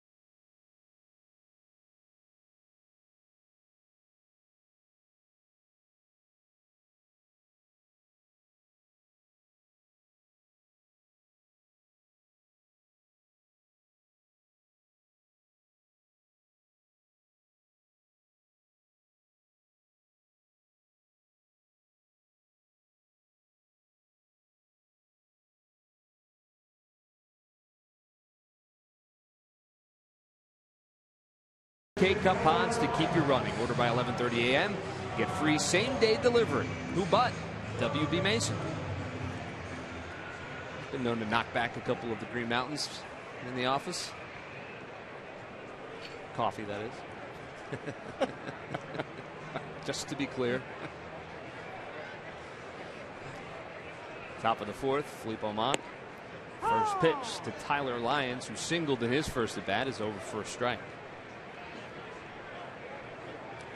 Lyons singled and scored on Colton Wong's home run back in the second inning. That ball's outside for a ball. It's 1-1.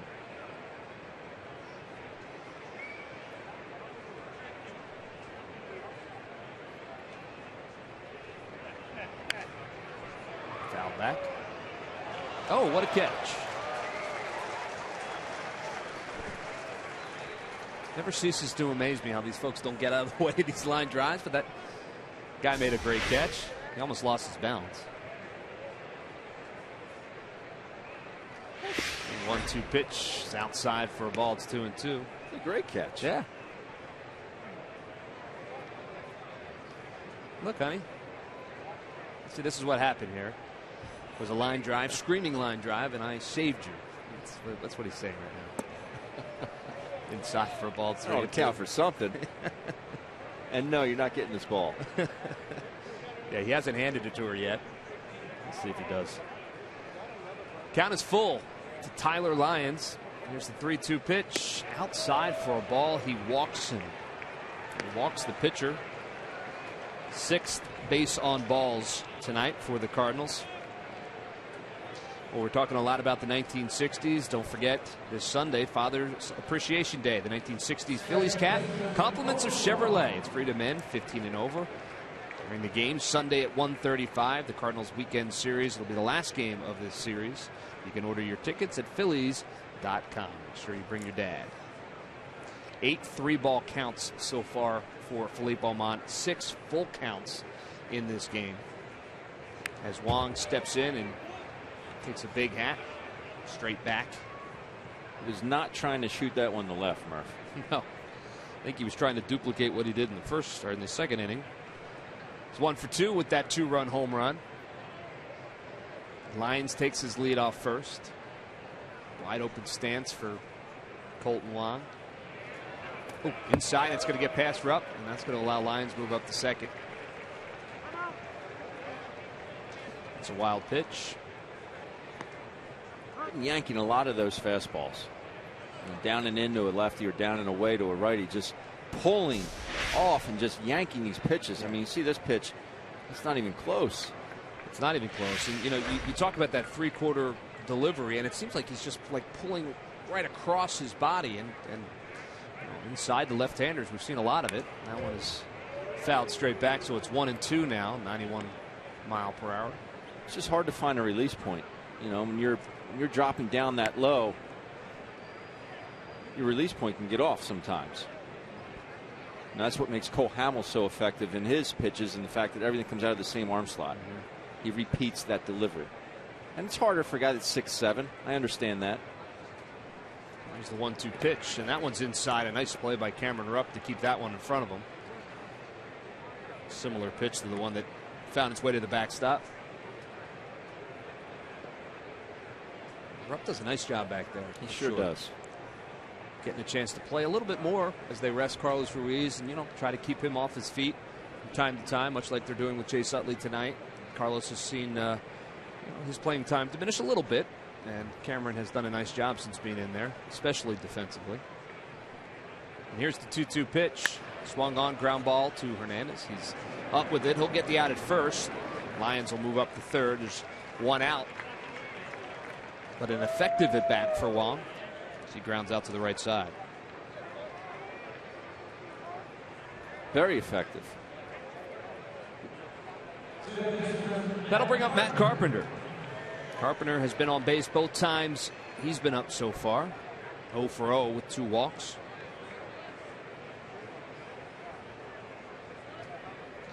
So you walk the pitcher to lead off the inning. Wild pitch moves him up to second. Ground out to the right side moves him up to third. This is the kind of thing the Cardinals do so well. Try to push another one across. Carpenter steps in.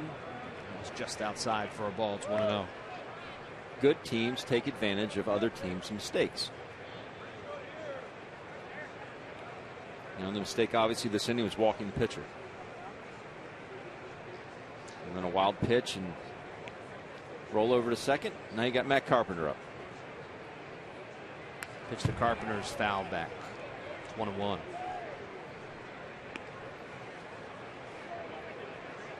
One out in the fourth inning. 87 pitches already for Philippe Almont. So we will see the bullpen tonight for sure.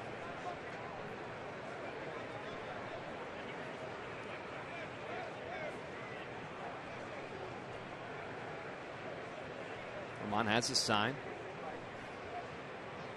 1-1 pitch. Outside for a ball. It's 2-1. I don't think I've seen a changeup out of him tonight. I know he's curve and slider. You think moving in that starting role you would develop a changeup.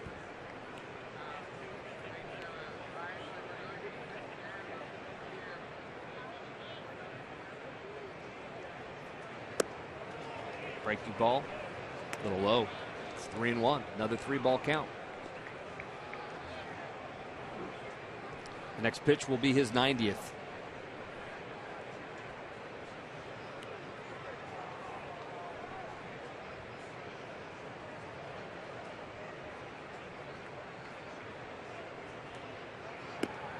Outside for a ball, and he walks.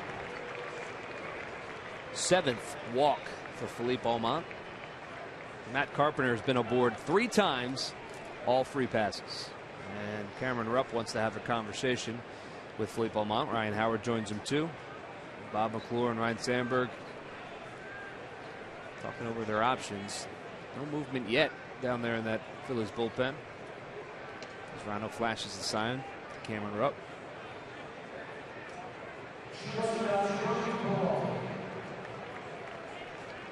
So runners are on their corners. Tyler Lyons, the pitcher, down there at third. Matt Carpenter at first. No hits in the inning. 2 walks. That'll bring up Johnny Peralta. Peralta has also walked and lined out to center field. First pitch. Outside for a ball.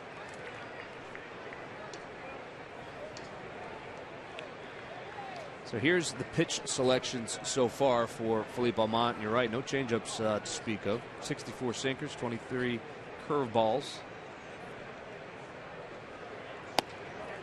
It's outside for a ball. And I know we didn't have that on our scouting report. I just would, he's made some starts down there. And the changeup a pitch, I'm sure he probably messed around with.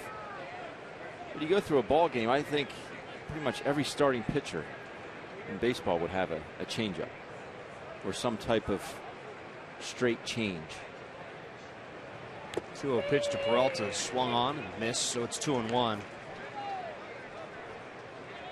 Peralta trying to jump on a fastball there. Hitters count. There's Lyons down at third. Carpenter gets his lead off at first.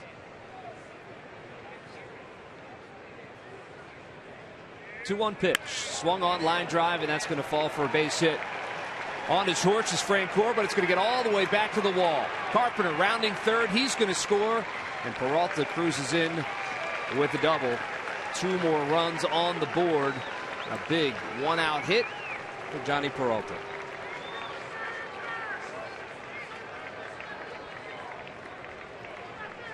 I thought maybe Francoeur was going to be able to cut that one off, but it skipped on that outfield grass and split them right through the middle. This ball was smoked. It's another fastball that's elevated.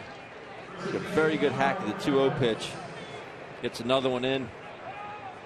Deposit out in left center field. That ball got to the wall in a hurry. So both guys that scored were on base because of walks. 6-0 now Cardinals in the top of the fourth. And that'll bring up Mark Reynolds. He's 0 for 2 tonight.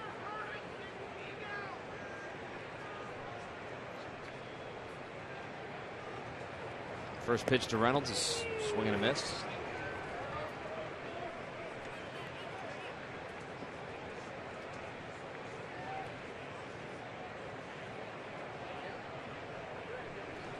This is not how Philippe Almont envisioned his first major league start. That's for sure.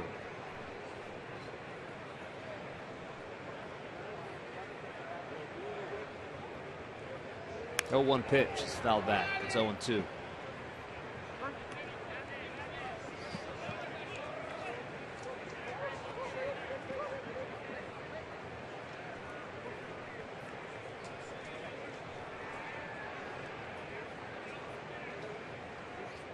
It's the 6th 0-2 count of the night for Philippe Almont, but hasn't had a whole lot of success in finishing guys off. Just 2 strikeouts. But here's the 0-2 pitch. It's outside for a ball. It's 1-2. It looks like the Phillies are going to just make him wear this one. He's at 97 pitches. Still nobody up in the bullpen.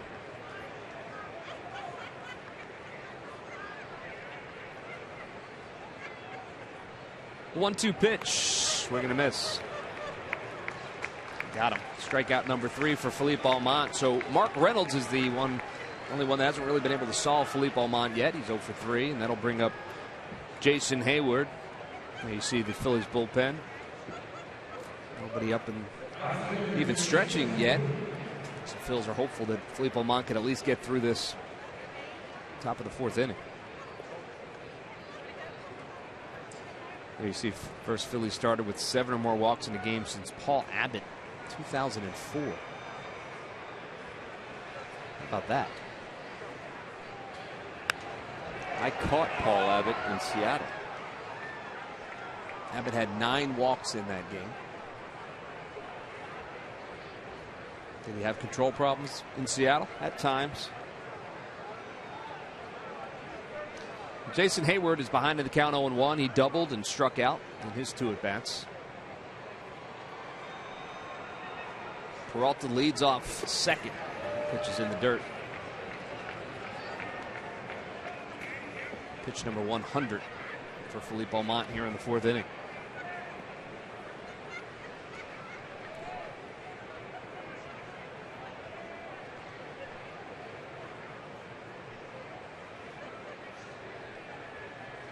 Here's the 1-1 pitch. Swung on and lined down the right field line and hooking foul. Put a charge into that one, but couldn't keep that one inside. Right over the head of the ball girl and into the corner. Foul ball. So Peralta will go back to second. Hayward will come back to the plate. He'll do it again. Talk about a man who feels like he's on an island. You know, I know that pitcher's mound, you're in the middle of everything out there, and it's your own little island, but you know, it's you have an outing like this with 7 walks and it's 6-0 in the 4th. Trying to get out of the 4th inning without any other damage. 2 runs already across on the 2-run double by Peralta. He's ahead in the count on Hayward. Checks the runner. Here's the 1-2 pitch. Swung on and fouled back and just underneath us. Apparently someone missed that one. Someone definitely Someone's dropped getting one. booed. I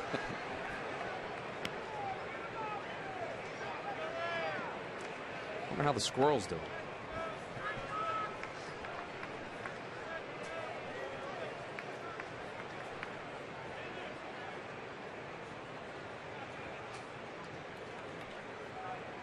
From the stretch, the 1-2 pitch outside for a ball. It's 2-2.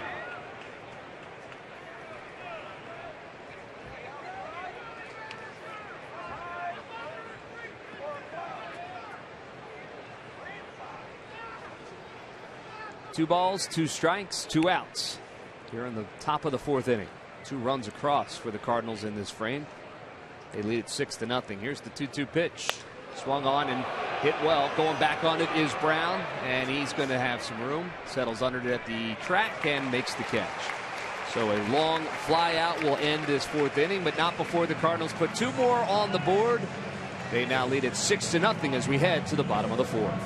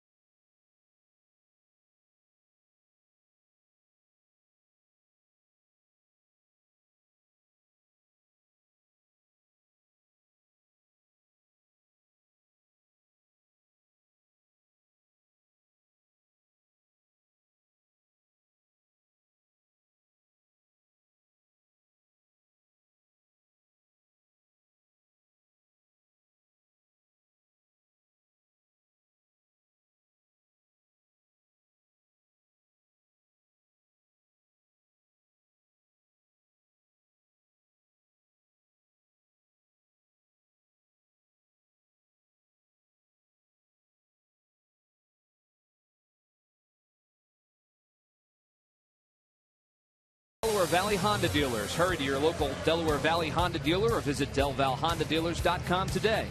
By WB Mason, you can't go wrong when you buy right. And by the Quality Plus Ford stores. Go further.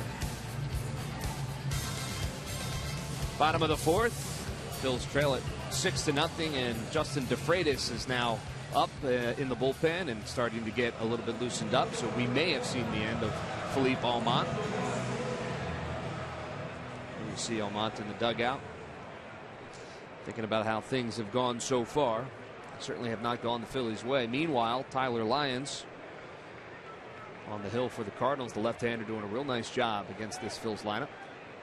He's allowed the 3 hits, no runs at this point. Jeff Francoeur, though, puts a charge into this one. It's going to go, into the glove of Randall Grichuk. And threw his glove up at the last moment and made it a really nice catch. Got a great jump on that ball. I don't know how the ball didn't get over his head. I don't know how he got back there. That ball was smoked. It was. Take another look. I thought for sure it was going to go up and off the wall, but playing very deep to begin with. And you don't see many left fielders play that deep. He throws that old Bassmaster Plus up. Big fan of the big glove, are you? Not as a hitter. Think about how many hits back in the day those guys got because they were using the glove as big as their hand. Yeah, even in the 19s, they should have to use 1960s gloves. That would have been a base hit tonight on Retro Night. Yep, it's huge. I'll tell you how many big plays have the Cardinals outfielders made against Phillies hitters this year. It seemed like in that Cardinals series in St. Louis, I mean, I could think of 3 or 4 that John Jay made by himself out there in center field during that 4-game series. Don Brown swings through that one. It's 2-1. I can think of 3 that he made on Chase Utley. Yeah. He goes back on the ball better than anyone I've seen. Look how shallow he plays. There you see John Jay. It's almost like a straight line across in the outfield. That pitch misses outside for a ball. It's 3-1. But yeah, he can break on a ball as good as anybody. His jumps are good, but straight back. That's the hard one to catch. And even the ball Ben Revere hit, he didn't hit it terribly well, but he got back to it with ease. Tom Brown is ahead in the count 3-1, and he pops that one up down the left field line, going back on his Carpenter. He calls everybody off in foul territory and makes the catch. So that's the second out of the inning, and lots of folks are enjoying the ball game here at Citizens Bank Park tonight. And Leslie, you found 2 guys that are doing it in style, did you not? Yes, Murph, they are. Tim Lath and Brian O'Connor are Chicago natives who are at their 21st ballpark in 21 days. They are doing 30 ballparks in 30 days. Tim, tell us the reason behind this trip. Well, Brian and I have been best friends forever, and we figured, if this trip was ever going to happen, we've always talked about doing it, but we've never really been able to set aside the time or the resources to do it. And turning 30 years old, it was one of those lifetime experiences where if you don't do it now, when are you going to do it? So we kind of just said, let's sit down and schedule it, and let's do it. Well, I'd say, I guess you're single, but I would have done a trip like this before kids with my husband. So I guess you're kidless at least, and you also have flexible jobs, right, Brian? Yes, I'm a teacher, so I have summers off. I only had to take off the last week or so from work. Tim, on the other hand, is still working from the road, actually. We retrofitted the car. We have plugs in everywhere. We're using, Wi-Fi from his phone so that he can go into calls and still do work while I'm driving. What's the hardest part been so far? It's been working well on the trip, but it's also been the driving thing. So, taking flights would have been so much easier, but we're road tripping the whole thing. So some of the drives, we've had maybe an hour's worth of leeway where we had 12 hours to make a 12-hour drive to make a 13-hour leeway, or, again, 14 hours to make a 13-hour drive. Those have been the most difficult of the trip for sure. We're looking at the rest of your schedule, and you're at Yankee Stadium next. What have you not seen that you look forward to seeing? Well, I guess tomorrow is Old Timers Day, so that'll be kind of cool in Yankee Stadium. We've seen so many different things at different parks that I don't know exactly what we're looking for. It's really interesting how each park has its own unique little spin that they put on baseball. What do you think about this ballpark? It's great. It's definitely in the top half of the ballparks we've seen so far. We really appreciate some of the homages they've made to the old stadium. We really, being from Chicago, the Wrigley that's behind the batter's eye reminds us a little bit of Wrigley Field. So no, it's been really great. And aside from the field, the people here have been just awesome. Yeah, they were telling me, guys, that they're White Sox fans. They don't have White Sox jerseys on, so I think that helps. But they have said how fantastic the fans here in Philadelphia are. One person at a time, we will chip away at that reputation we have around here. Murph? You know what, Leslie, as a lifelong Philadelphian and sitting next to another one, I couldn't agree with you more. The best people around right here in Philadelphia. Guys, safe travels to you. Leslie, thank you for that. Wow. 30 cities in 30 days. Not 30 cities in 60 days. 30 in 30. That's pretty impressive. I'd love to do that. You're shaking your head. That's a lot of diesel, Murph. Well, meanwhile, Cameron Rupp singled, and he's on first, and Freddie Galvis is at the plate, and the count is 2-2 to Freddie Galvis here with 2 outs. I'll tell you what, he's right, though. Once in a lifetime. Turning 30, best friends, turning 30. Let's go on a road trip 30 for 30. I assume he's a salesman working from the road. I'm guessing he doesn't deliver anything. It'd be tough. Swung on and fouled under the feet of Pete McCannon. I asked the production cavity if they had made it to Seattle yet. And he responded that was the first place they went because I guess you have to, right? You have to. That has to be the first place. Our shortest trip was to Oakland, and that was still 2.5-hour flight. Yeah. I saw on that itinerary that we were showing there, one of those drives was 14 hours, 14 and a half hours. I couldn't catch what city to city, but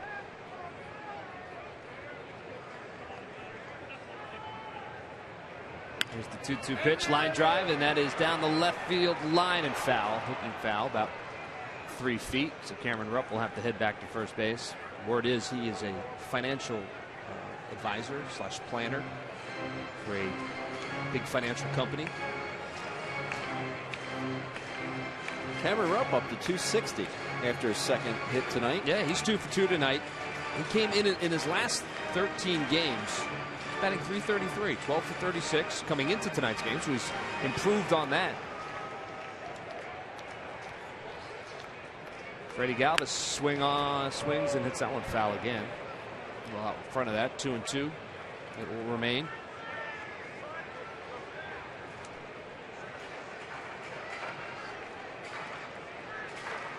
You got to factor in weather on a trip like that. You have to. They're on City 21, so they've got 9 more to go after this one, and you hope for safety for them as Galvis puts a little bit of a charge in that one, but going back on his grit check, and he makes the catch at the track, and that's going to end the inning. So Phil's able to put a guy on base with Cameron Rupp, but not push anything across. We wish them the best of luck in their travels. Leslie's getting the story. We'll be right back.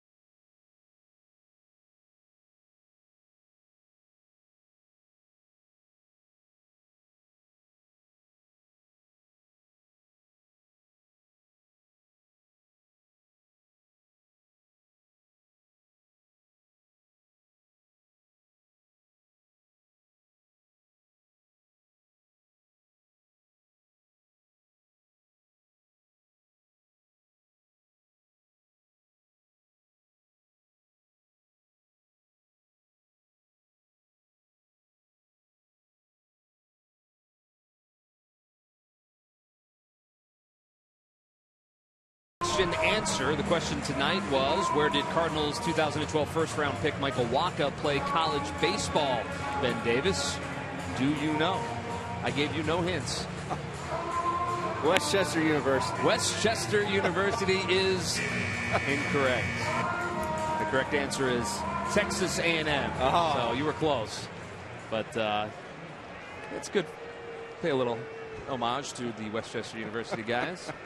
Log back on to Phillies.com to find out if you are the winner of a Phillies prize pack. Ben Davis, you are not. Some changes for the Phillies. There you see Cesar Hernandez. He's moved over to shortstop. Andres Blanco now is in the game. He'll play second base and bat ninth. And into pitch right now, Justin DeFreitas. He'll bat in the 8th spot, relieving Philippe Almont. 6 earned runs on the night. 7 walks for Philippe Almont. That is his line.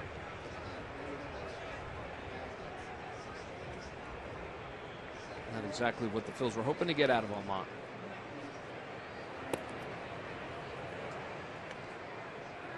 Yadier Molina is the batter facing Justin DeFreitas.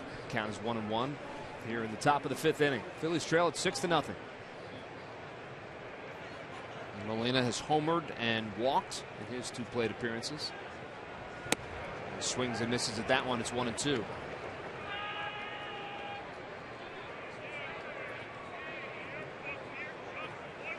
I mentioned that in his last 5 games, Molina has been hot. Came in 8 for 19, so 9 for 20 over his last 5 games, including the 2 home runs, the only 2 home runs of the season. The count is even now 2-2 from Justin DeFreitas.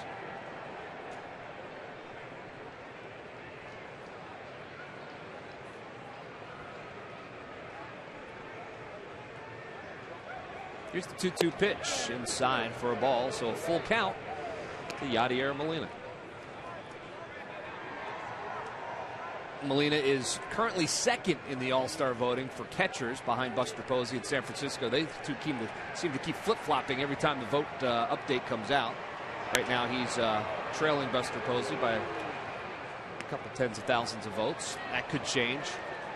I told you that Matt Carpenter leads third basemen. Johnny Peralta leads shortstops. Cardinals are going to have their fair share of representatives for sure in the Midsummer Classic. The I-70 All-Star Games. Yeah, Kansas City's going to put a couple in there as well. You're right. Here's the 3-2 pitch. Swung on, line drive, right field. That's going to fall for a hit. Don Brown up with it. Molina will be on base for the 3rd time. It's a leadoff single for the Cardinals catcher. Well, it's Greg Murphy alongside Ben Davis tonight, and I'm filling in for Tom McCarthy because it's a very special night for the McCarthy family. It is graduation night for their 2nd son, obviously the guy in the middle. That's Tommy McCarthy, and he's graduating high school tonight. He'll be headed off to St. Joe's University. He's going to play baseball for the Hawks next year. There with his 2 sisters, his older brother, and their cousin as well. So congratulations to Tommy McCarthy and the McCarthy family. Certainly a special night. And we're happy that Tom could be with them tonight. Base hit back up the middle. Tom was a no-show in the picture. All the T-Macs. As was his wife, Meg. I guess they were taking the picture. Back-to-back signals to start off the top of the 5th inning. I was texting with Tom earlier, and I said, enjoy the day. I said, you deserve it. And I said, I'm sure Tommy will enjoy having his daddy there. And absolutely. He said, you know what? He said he was actually looking forward to it a lot more than he thought. Tommy, and he's like, I thought it'd just be, you go up, get your diploma. But he said that Tommy was really looking forward to getting that. I remember my high school graduation like it was yesterday. Unfortunately, it was not. It's quite some time ago at this point. Here you see Philippe Almont. Yeah, in this business, as John Jay spins that one past the diving glove of Cesar Hernandez, and just like that, single, and the bases are loaded here in the 5th inning. Just to finish that thought, in this business, it's summertimes are tough. We're on the road an awful lot. You do miss some things during the summer that you'd like to be a part of with your own family. Certainly, you and I have experienced that too. But a high school graduation, that you don't miss. No. That's a very special moment for the entire McCarthy family. So we wish them the best. Tom will be back here tomorrow. It's great to have Leslie on board with us tonight as well. Bases loaded, nobody out here in the 5th inning. And that pitch is over for a strike. Tyler Lyons has proven to be a tough out tonight. He singled in his first at bat. He walked in his second at bat. No place to put him right now.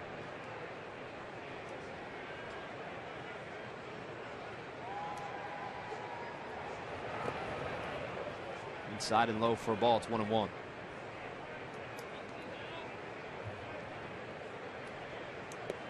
A couple swings he has taken have been good swings for a pitcher.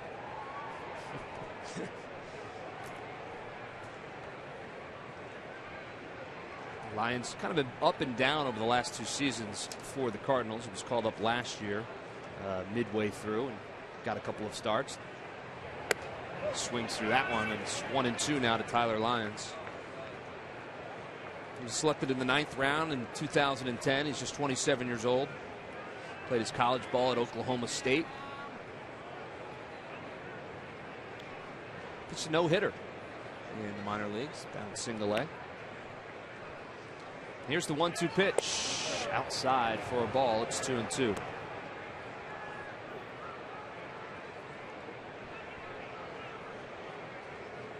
Told you he's in the rotation right now because Lance Lynn is kind of working his way back from that strained forearm, but they expect that he'll be back and make his next scheduled start in the rotation. So who knows if Tyler Lyons will be headed back down to Memphis, as that one is swung on and hit through the hole between short and third. Another run comes across, and Tyler Lyons is 2 for 2, been on base 3 times, and he's got himself an RBI. His first RBI of the season. They might keep him around to be a pinch hitter. Take another look. Talk about hitting the pitch where it's pitched. Squirts it right past Maikel Franco and Cesar Hernandez, and they're playing station-to-station baseball right now, but Mike Matheny, the Cardinals, they'll take it. Now the top of the order is back up. It's Colton Wong, who's 1 for 3. That one hit was a 2-run home run back in the second. He swings and fouls that one past the Phillies dugout. That was indeed Tyler Lyons' first major league RBI. He hit a foul ball earlier in that at bat, and he was visibly upset that he missed it. You know, he thought it was a pitch that he should have hammered. Pitchers. Still nobody out. The 0-1 pitch, swing and a miss.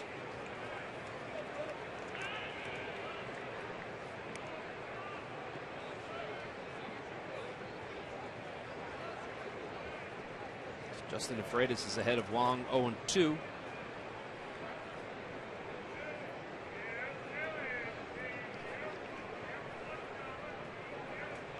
Phillies defense back in double play depth right now, and hopes to stay out of a big inning right here. They'll trade 2 outs for a run.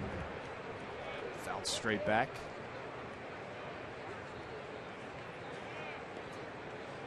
Pitch at 95 there by Justin. Pretty good swing that Wong had on that. Man, this little fella takes a big hack, doesn't he?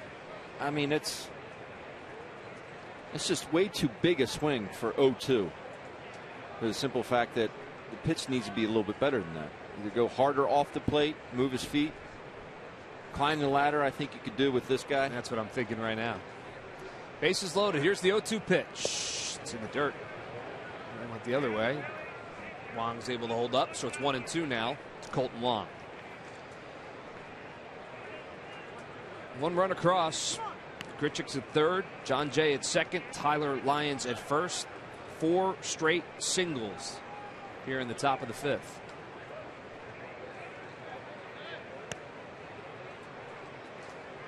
Freitas has his sign. Here's the 1-2 pitch. Swing and a miss, and he got it. So a big strikeout for Justin DeFreitas. He did go up the ladder on that one. He gets him swinging through a fastball, and that's the first out of the inning. Very good pitch there. And it's just up high enough where he cannot get to it, especially with the velocity of 94. And again, it looks appetizing up there. But that's a big swing. Sure was. So that'll bring up Matt Carpenter. Carpenter is 0 for 0 tonight. Not because he hasn't been up there, but because he's walked 3 straight times. You see his numbers with bases loaded. Wow. 11 for 18, 39 RBIs. He's in that situation now. He swings to the first pitch. 84 mile per hour. 6'11". Yeah, that's not bad.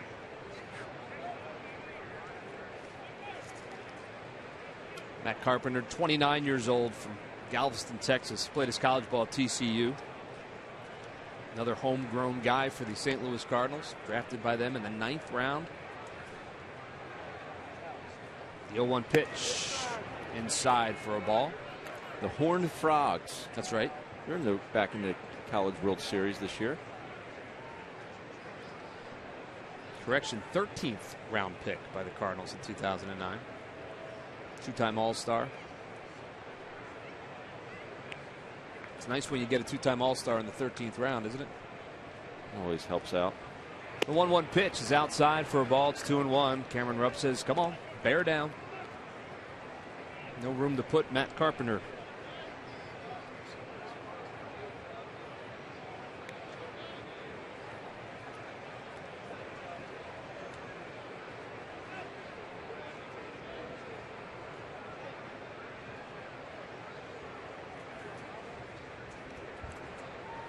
Justin DeFreitas has his sign. From the stretch, the 2-1 pitch, swung on, line drive over the head of Andres Blanco. 1 run will score, and everybody else will move up a base. That is the 5th single in the inning.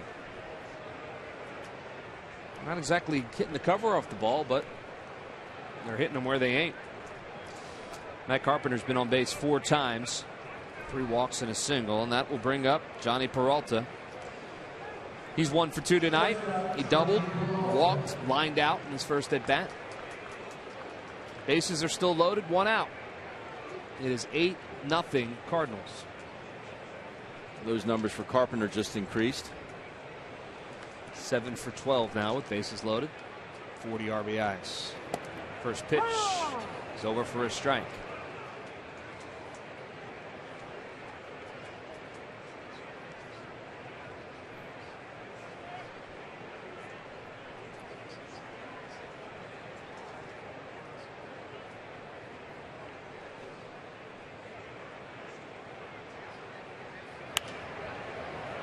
Foul back and out of play. So Justin DeFreitas is ahead of Peralta, 0-2. This is a big pitch.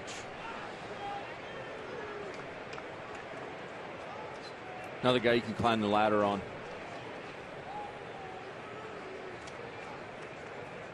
Cameron Rupp going through the signs. And here's the 0-2 pitch. It's a little low. For a ball, it's 1-2.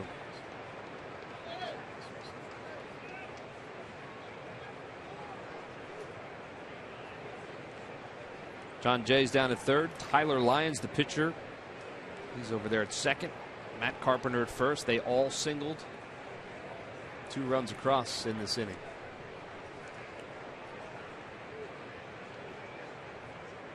Here's the 1-2 pitch. Swung on and fouled back. Ouch. Off the hands and down back in the lower level.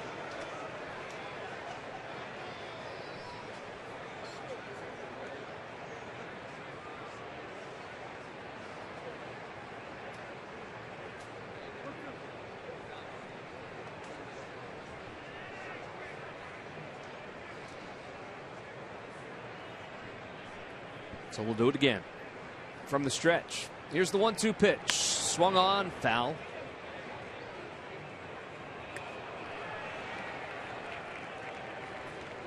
Pretty good at bat from Johnny Peralta. Again, professional at bat. Gets down in the hole. Not giving it bats away despite the 8-0 score.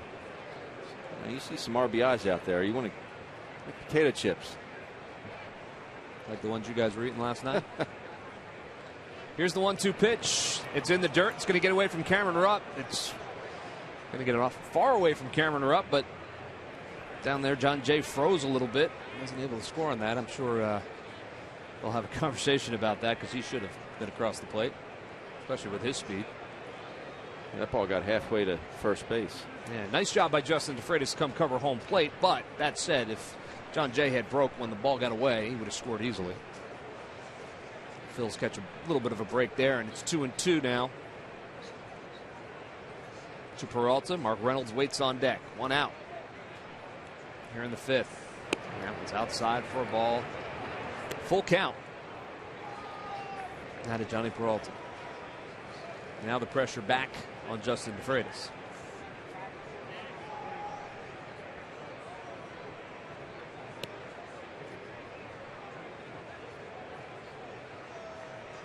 Three-two pitch. Fouled again. See Justin's velocity up there.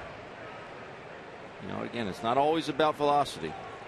It's about location and changing speeds, moving feet, and disrupting the hitter's timing. That's what pitching is. 3-2 pitch, swung on, line drive to right field. Don Brown going back on it right at the track. He makes the catch. Jay will tag from third and he will score. The throw comes into second. Nice smart play by Don Brown there. Keeps runners at the corners. As Tyler Lyons tags up, he'll move to third, but Matt Carpenter's going to have to stay put at first. So that's the second out of the inning. And that'll bring up Mark Reynolds as we take a look at the Toyota out-of-town scoreboard. The Reds with a 2-0 lead over the Miami Marlins. Marlon Byrd, another home run, 1 for 3 in that game. That game is in the bottom of the 7th right now. This game here is in the top of the 5th. Third run across for the Cardinals already this inning. Runners on the corners with 2 outs. Mark Reynolds steps in. He's 0 for 3 and he swings and misses at the first pitch. Line out, ground out, and a strikeout so far for Mark Reynolds.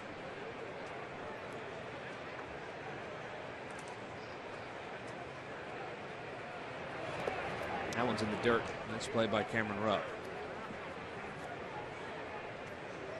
He's getting a workout tonight.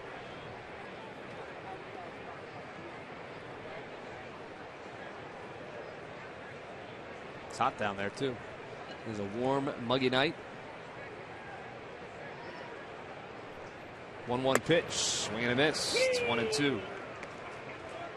The winds seem to be going straight in right now, and that's the way they were at the beginning of the game. But at one point, it kind of shifted, and they were blowing out towards right field, but now coming pretty much straight in. Here's the 1-2 pitch, swung on, line drive into the gap in right center field, and off the top of the wall. 1 run is going to score. Here comes Carpenter. He's coming around third. He'll score as well. And that was just a few feet from being a 3-run shot, but instead it's a 2-run double for Mark Reynolds. And the floodgates are open. It is 11-0 St. Louis.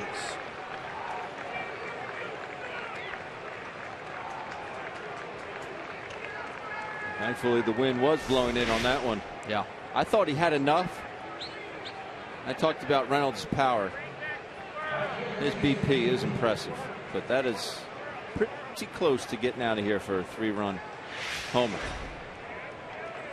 About midway up that fence out there in right center field, again, another line shot. All 3, the 2 home runs and then that one, all have been line drives. I was watching Don Brown break on that ball, and you could tell right off the bat he knew he wasn't going to catch it, and that was going to be in the gap. But Phillies catch a little bit of a break as that one hits the top of the fence. That'll bring up Jason Hayward for the second time this game. We've sent 9 batters to the plate in an inning. Hayward is 1 for 3. He struck out, flew out, and also had a double back in the second inning. 5 runs across here in the top of the 5th. Pitch to Hayward, ground ball to Ryan Howard. He's got it. He picks it up and steps on the bag, and that is the 3rd out of the inning. But more damage is done. Already 11 hits for the St. Louis Cardinals, 11 runs as well. And they're blanking the Phillies 11-0 tonight.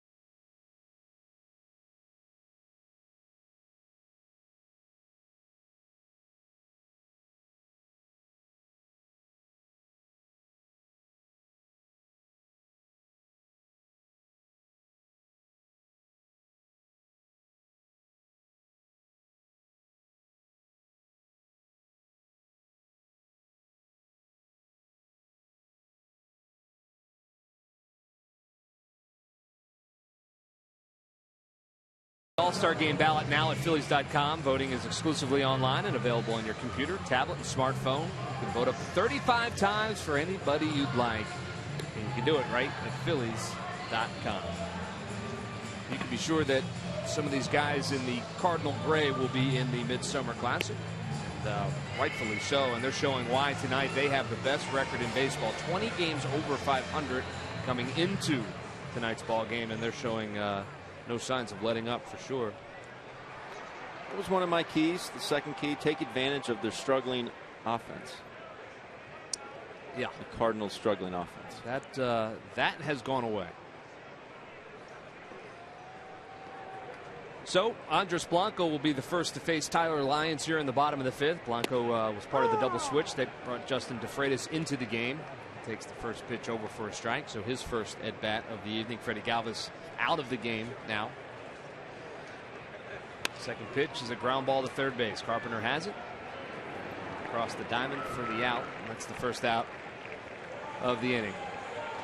Well, speaking of the Cardinals, they've been so good for so many years, and for at least the last couple of years, the last handful of years under the tutelage of that man, Mike Matheny. And Leslie, he is an interesting guy, and not only is he a manager, he's also an author.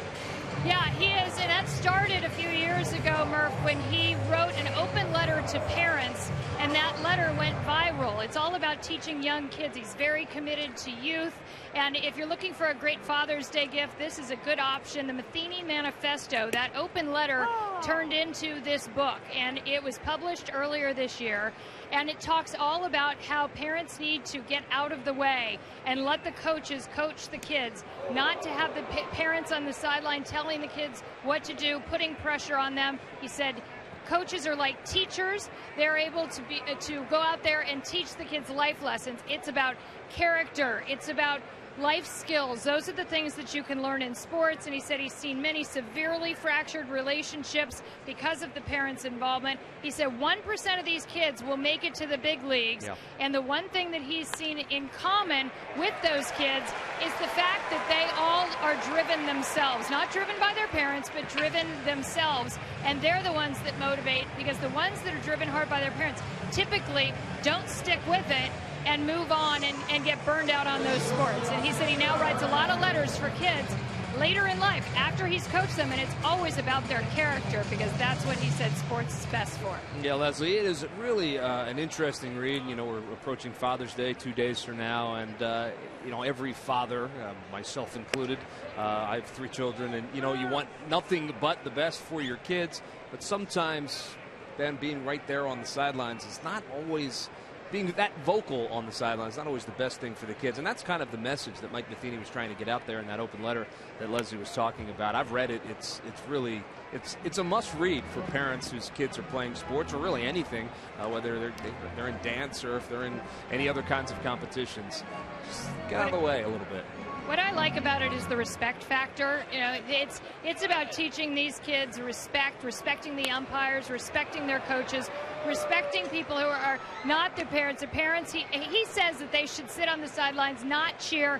I think that there's different levels of cheering and ages when that can happen. He also said moving the kids around, and that is a Little League thing. It is a rule in Little League that you move these kids around.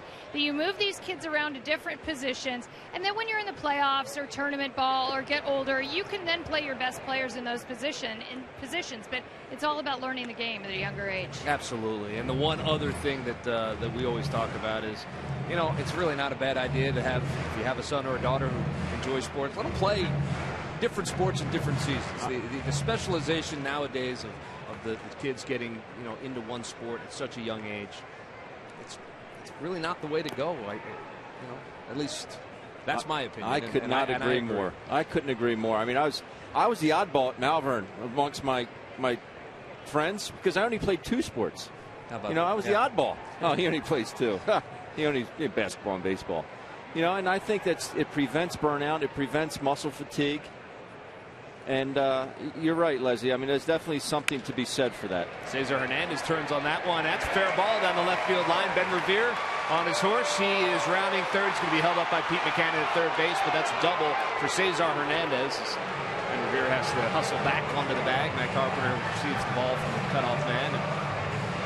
One out. The Phils have runners on second and third. So a little bit of signs of life from the Phillies offense. And that'll bring up Maikel Franco. Go ahead, Leslie. You know who talks about taking the break that Ben's talking about, and you were talking about, Murph, is Dr. James Andrews.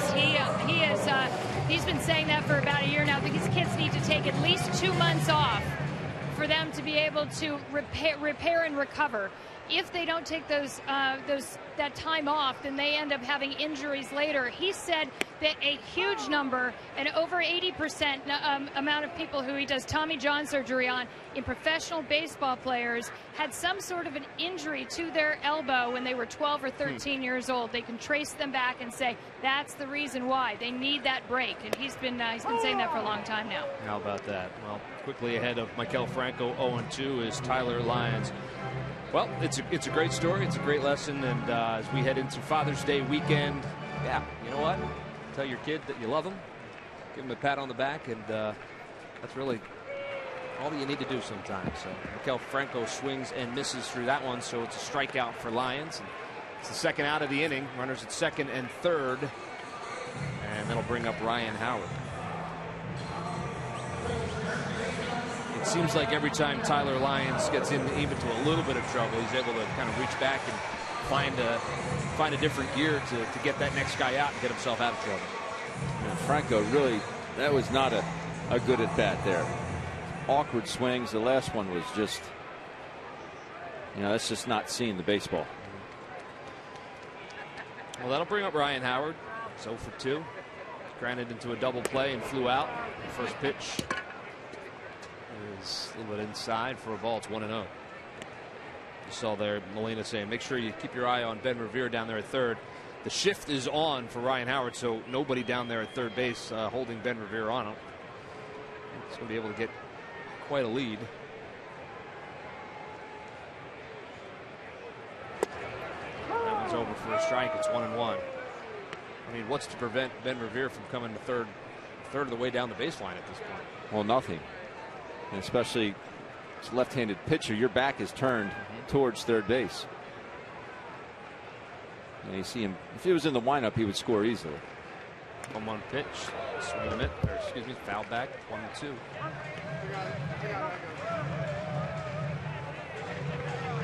Urban Meyer, the head football coach at Ohio State.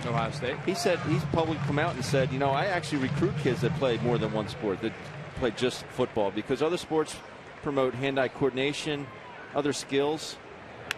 Ryan Howard turns on that one, hits it well deep to right field, and that ball is gone.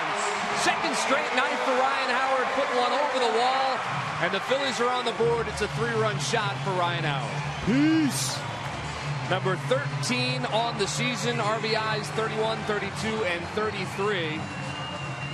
And he put a real nice swing on that one. Yaka!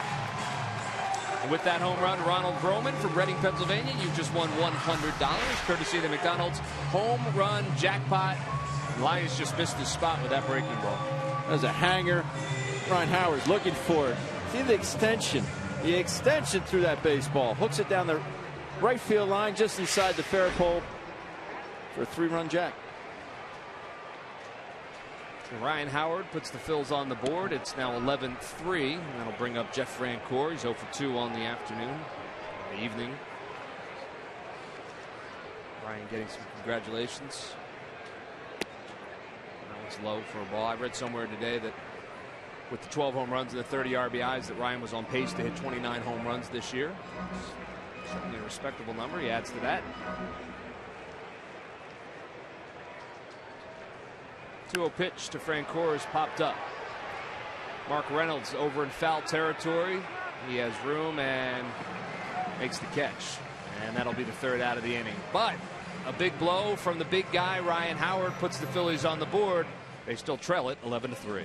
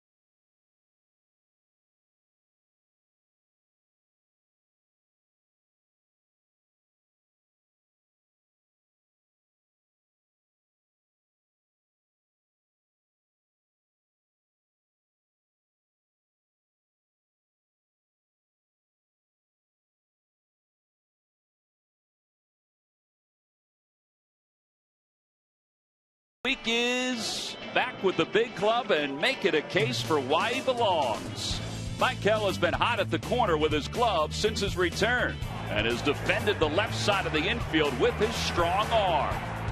At the plate, he has got into the swing of things in a hurry, and his power has definitely been on display, depositing 4 home runs, 8 extra base hits, and 8 RBIs in the first week of June alone. Franco's contributions are indeed welcomes and are brought to you by Independence Blue Cross.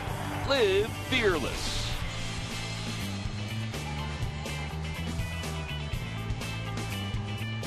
(11-3) as we head to the top of the 6th. There is Maikel Franco, player of the week, and there's Ryan Howard. Back-to-back games where Howard is homered. Certainly a good sign as he turned on that one right inside the right field foul pole.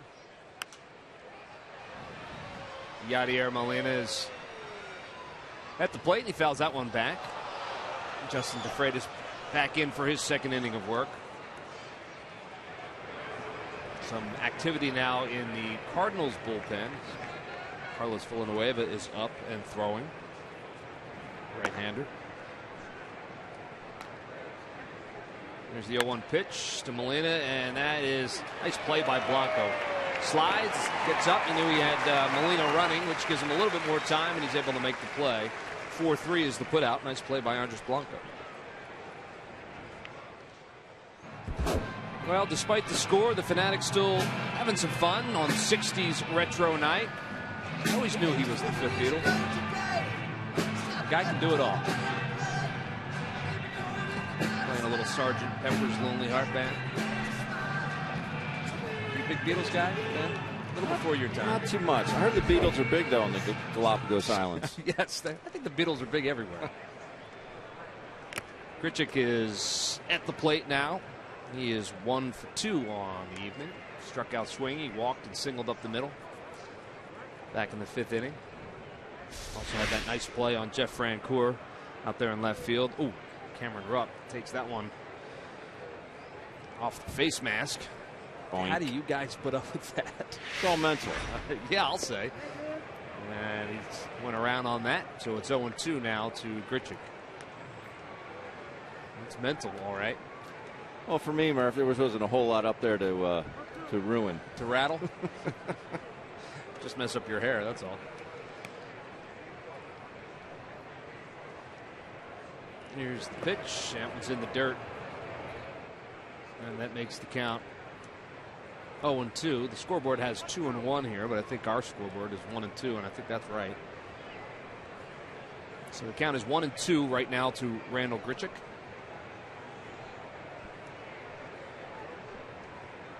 Here's the 1-2 pitch. Outside, says Ron Culpa. It's 2-2.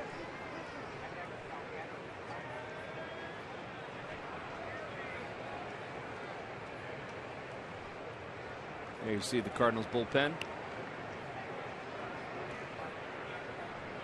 2-2 pitch. Outside. Now it's 3-2. Full count to Randall Grichuk.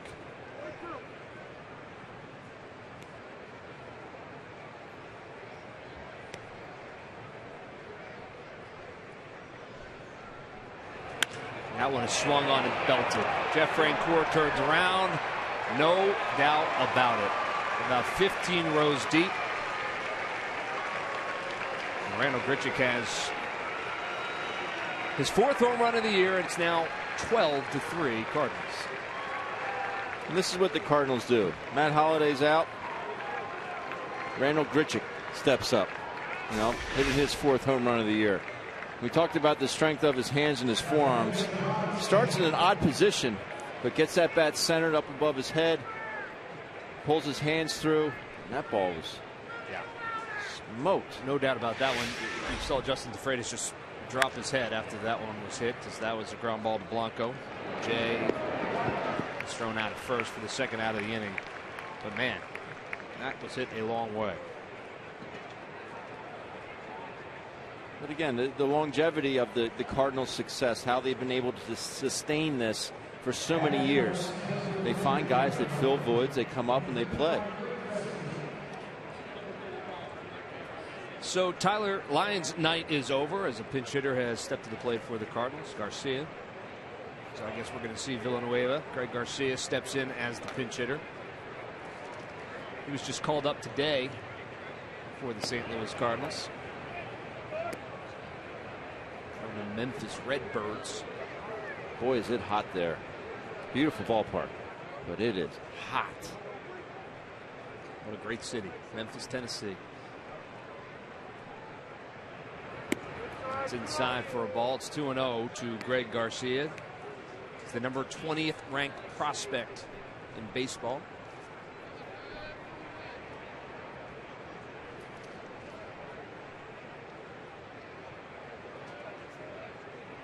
Two outs. Top of the sixth. Here's the 2-0 pitch. That's over for a strike. It's 2-1. So Lions' day is done. He went 5 innings, allowed 7 hits, 3 runs, all of them earned, 1 walk, and 5 strikeouts, 93 pitches for Tyler Lyons. And the Cardinals will certainly take that from their young left-hander. It was good tonight. Garcia fouls that one back, and the count is even 2-2. Here you see Garcia's numbers at Memphis, batting .313, 25 RBIs. He's a utility infielder kind of guy. He can play a couple different positions. Ball's in the dirt. And then it's full count.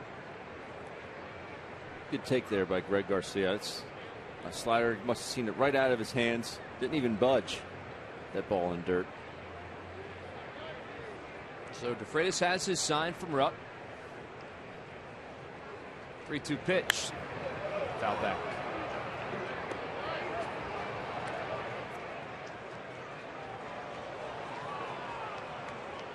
I don't know if it's just me or it just feels like the Cardinals have hit dozens of foul balls today.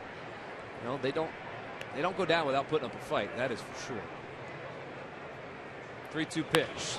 Line drive, base hit in the right field. So Garcia has his first hit of the season. And he turns the lineup over, and that'll bring up Colton Wong. Pretty good at bat for the young fella. Very good at bat. It's an all-speed pitch up and lines it to right. How about this? Out of the 9-hole tonight for the Cardinals, 3 singles and a walk. That'll bring up Wong, batting for the 5th time already tonight. First pitch is outside for a ball. You never want to see that 9 spot putting up that kind of production. 1-0 pitch, swing and miss.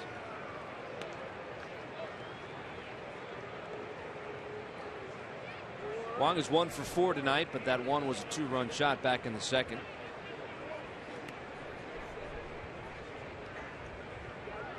Freitas steps off the rubber. The only inning in which Wong did not hit was the 3rd. Yeah, when you're batting for the 5th time in the 6th inning, things are going well for your team offensively. Here's the 1-1 pitch, swing and a miss. It's 1-2.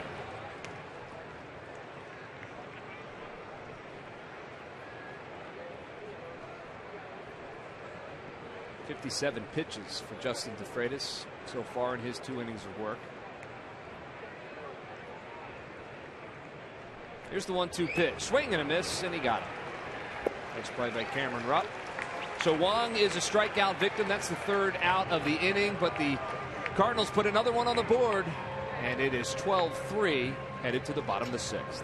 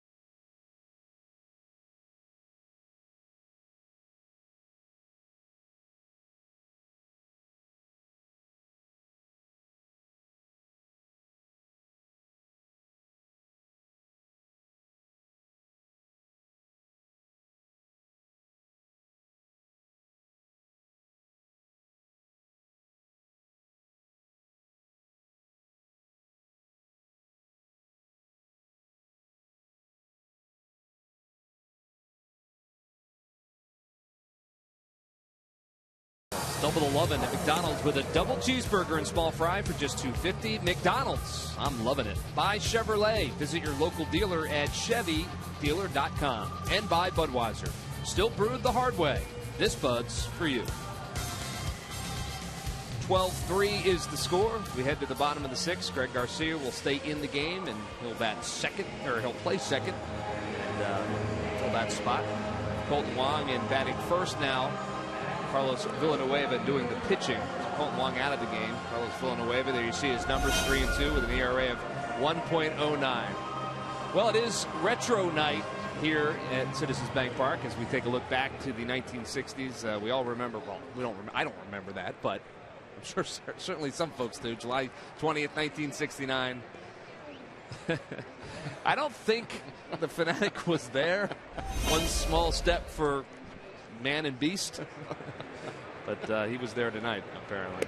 Don Brown steps in and takes that pitch over the outside corner for a strike. Fanatic sure does get around. Don Brown is 0 for 2 tonight. Pitch is high and outside. 1-1 to Don Brown.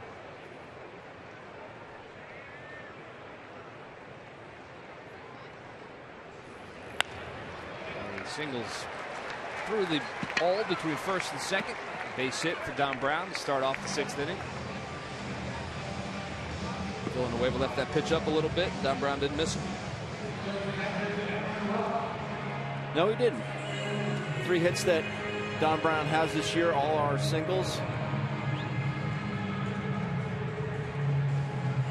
And that'll bring up Cameron Rupp. He's 2 for 2 tonight. Singled twice.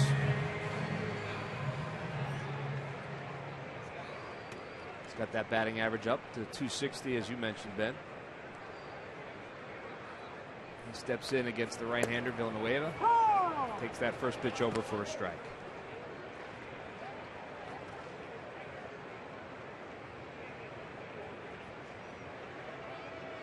Not holding Don Brown on at first, so he's got a pretty big lead.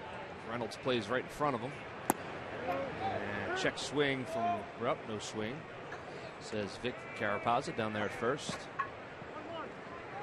Jenmar Gomez getting loose in the bullpen. He'll be next up for the Phils.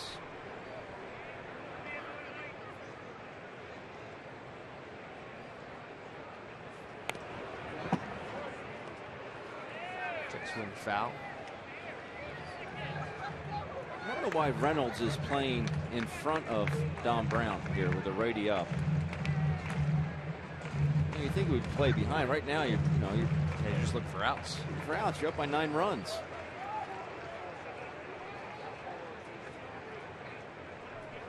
Here's the 1-2 pitch. And another check swing, and fielded by Villanueva. He'll take it to the bag himself. So Don Brown will move up to second, but that's the first out of the inning. We mentioned that it's retro 60s, so why don't we look back at the most wins in the 1960s, the top 5 teams. Baltimore Orioles back in the 60s, 911 wins, followed by the Giants and the Yankees. And there are those St. Louis Cardinals, 884 wins. The top 5 wins in the 1960s. Odubel Herrera will step to the plate, pinch hitting for Justin DeFreitas. His night is done. Don Brown down there at second base, 1 out.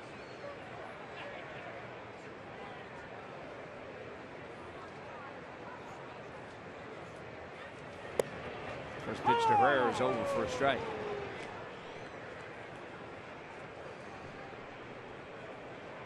There you see Odubel's numbers. 249, 2 home runs, 17 RBIs this season. Not seeing as much playing time as he did early in the year. Still a pretty good bat to come off the bench for you. He swings and hits that one foul.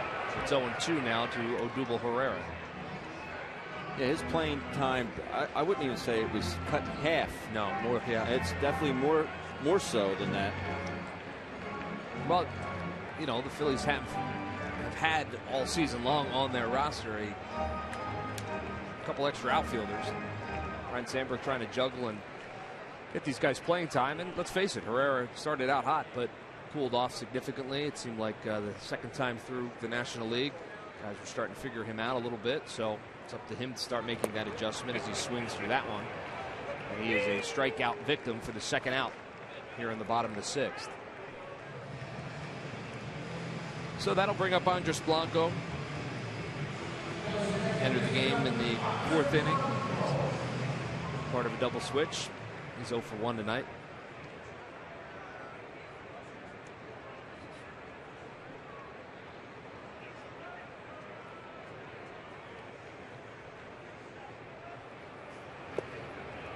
First pitch to Blanco is low and outside for a ball. It's 1-0.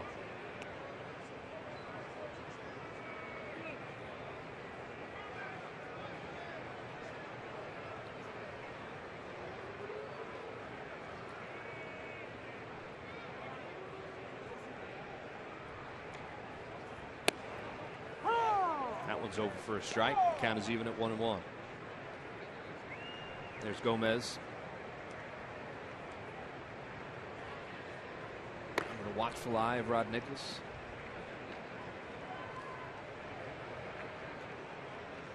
Open Genmar can give them 2 innings, the minimum. Maybe even 3. Sinker working. Get some quick outs. That would be just what the doctor ordered at this point. They're already going to be without Justin DeFreitas tomorrow, and maybe the next day. That's a lot of pitches. Yeah, that was a lot of pitches. 58 pitches in total for Justin. Good swing and a miss, and it's 2-2 now to Andres Blanco. Don Brown's down at second. He singled to start off the inning. Moved up there on a ground out. Phillies trail at 12-3 in the bottom of the 6th.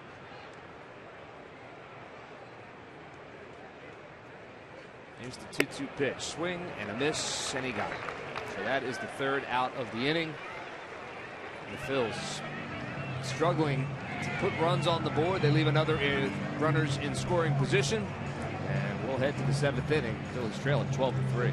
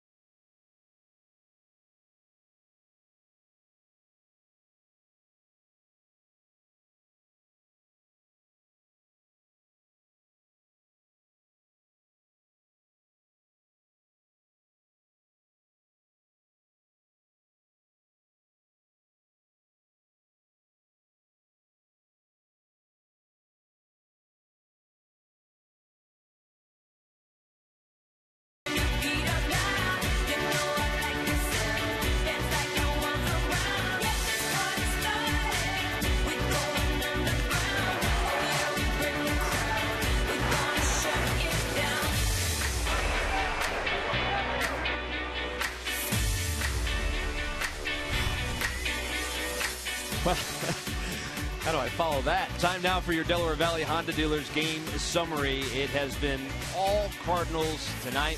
2 two-run home runs. Yadier Molina and Colton Wong got the scoring started. Tyler Lyons was good. Only went 5 innings, but allowed 7 hits. Just the 3 earned runs all off the bat of Ryan Howard, his 21st career home run against the Cardinals.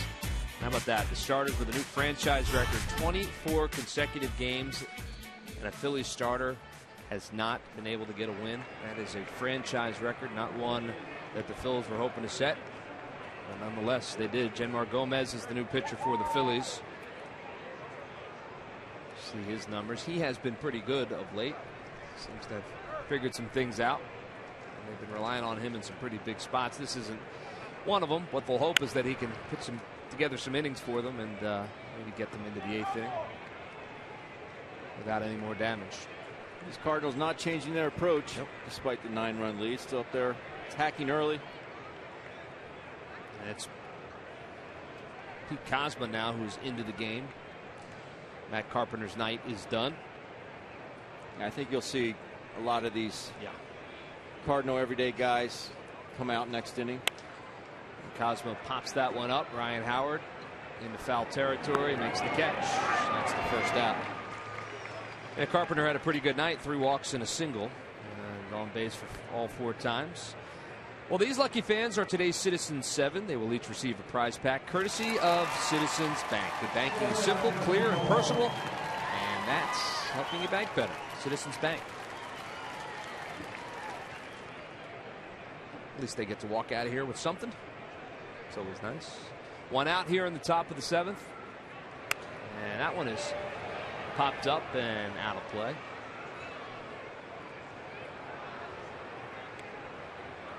Hack, hack, hack. Yeah. Well, at this point, I don't think you're allowed to say hack with the Cardinals at this juncture. No pun intended. None indeed. You know,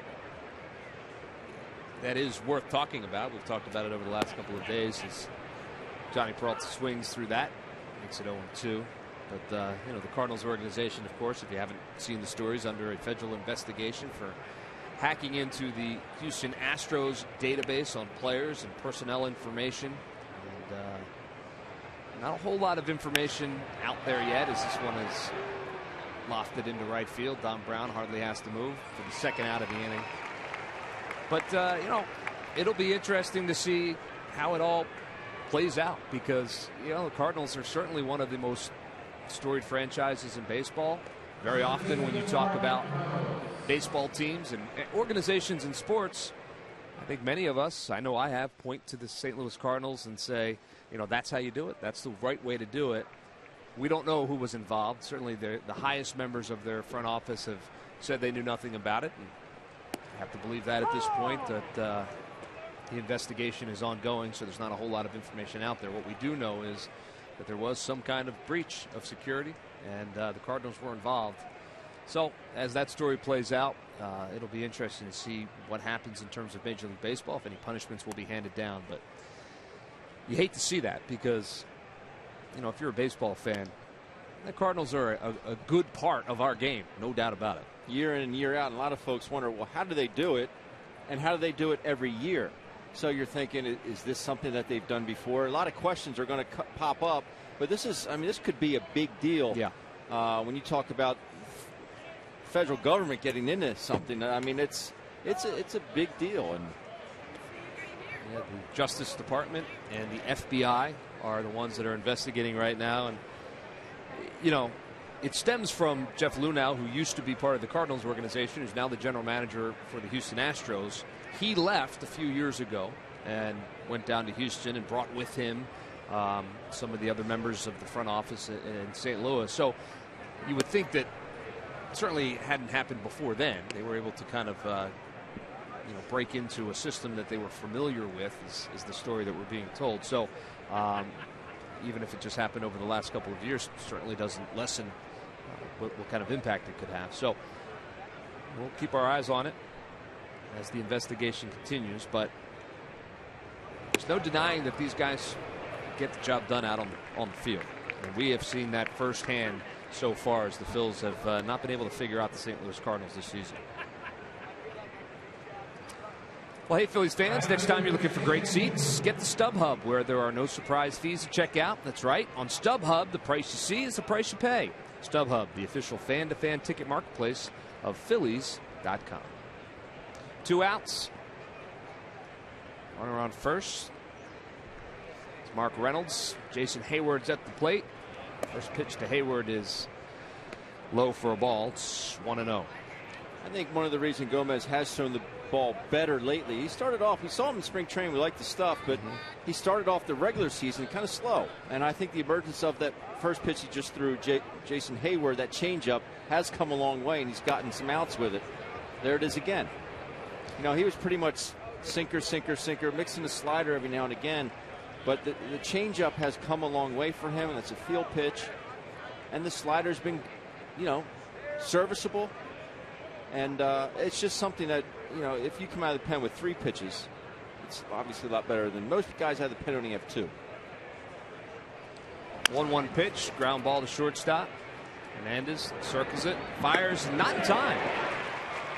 Hernandez had to kind of come around it and took his time getting to it. Not enough on the throw, and Hayward, give him credit, in a 12-3 game, busting it out of the box and had himself a base hit.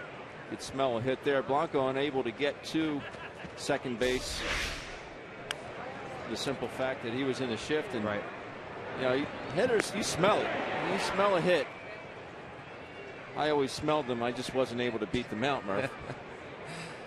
A little funky kind of run for Jason Hayward too, as he made his way down there to first, but he beats it out. And runners at first and second now. You know, you were talking about Jemar Gomez, and I think one of the other things that we've noticed over the past couple of outings for, well, maybe more than just a couple of outings for Jemar Gomez, but I think over the last month and a half is he seems more comfortable up there. In spring training, he was a guy that was working very fast. He was getting the ball, he was throwing the ball, he was having success. And then when we started the regular season, that seemed to go away there for a little while. It's back. He seems to be confident getting the ball from the catcher, getting the sign, and throwing the ball. And I think when you see that out of these young guys, that shows you that he's got some confidence. That seems to be the way he's pitching. Yeah, his pace came to a screeching halt. I mean, he was very slow in between pitches. We have a pinch hitter Cruz in for Yadier Molina, and he gets that one off the end of the bat. And Jeff Francoeur is there. And he gets the third out of the inning. So, nice job for Jemar Gomez. No damage done. We head to the bottom of the 7th. Phils trail it 12-3.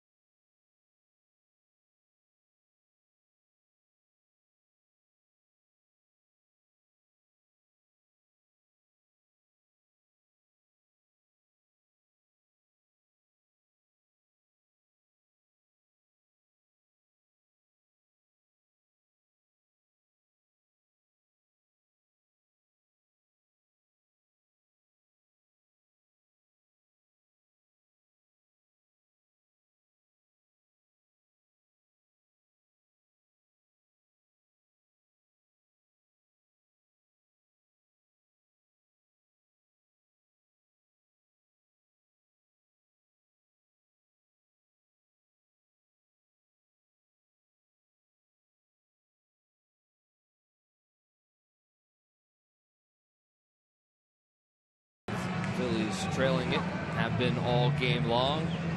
Refreshing, great tasting Blizzard spring water is the new buzz around the water cooler. WB Mason offers free same-day delivery of 5-gallon Blizzard spring water bottles with no minimums or hidden fees.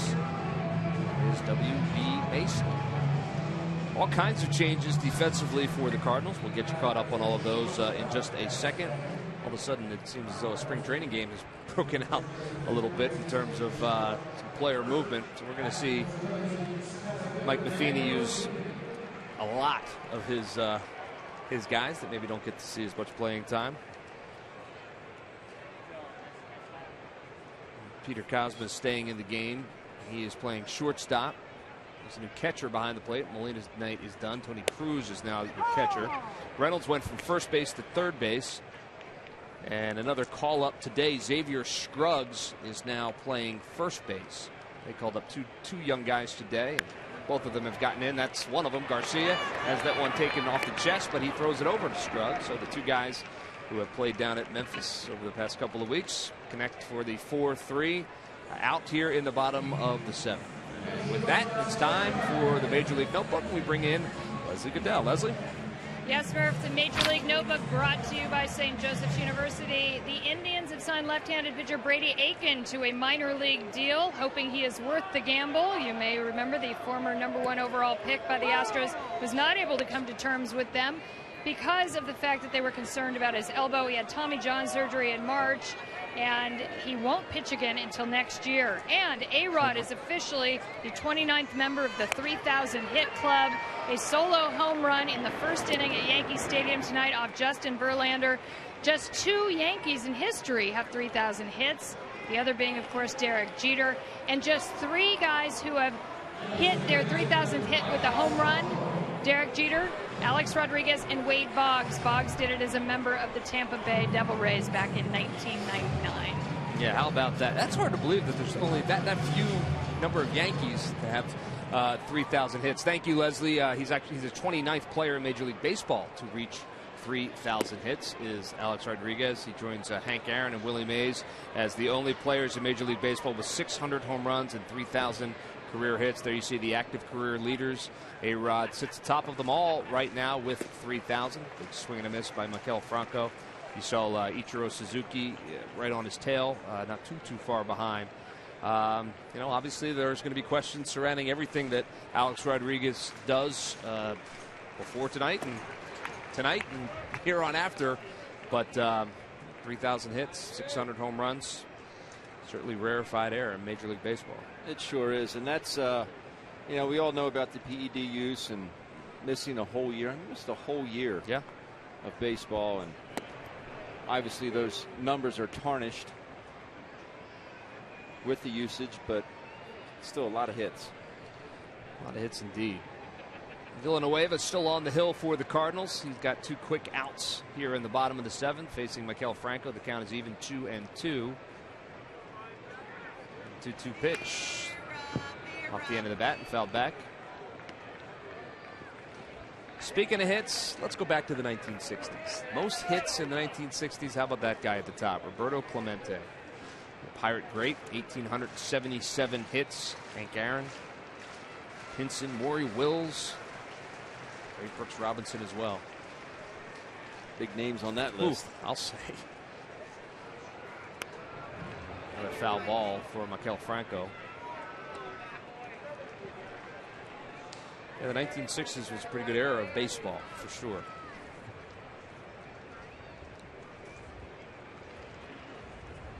Villanueva go to that quick pitch right there, not the normal windup.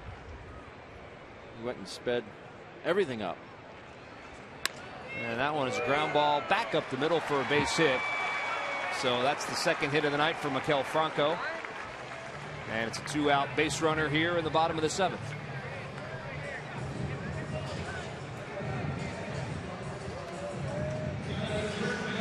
After that last at bat of Maikel Franco, we'd like to see him battle there. Yeah, the pitch before I told you about, he really sped his windup up. He did not go to a leg kick, just came back and then really just went right at Maikel Franco. The pitch he got the hit on was more of a standard windup, but he just tried to quick pitch him. Didn't work out. Let him bring up Ryan Howard. He homered his last at bat, 3-run shot, his 13th of the season, 2nd in as many days. First pitch to Howard is inside for a ball. It's 1-0.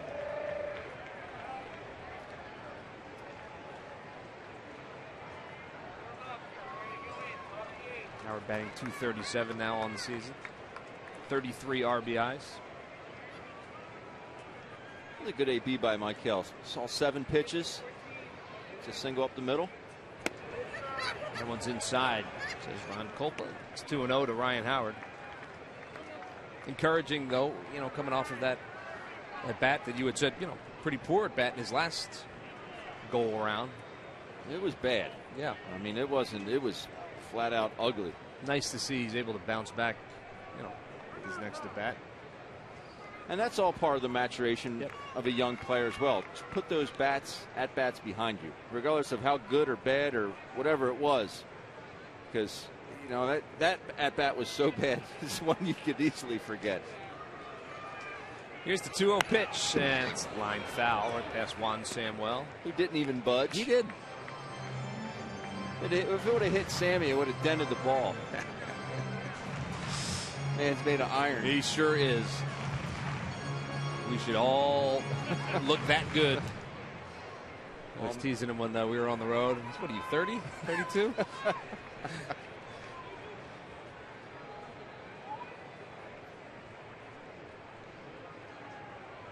Here's the 2-1 pitch to Ryan Howard. High and outside for a ball, so it's 3-1 now.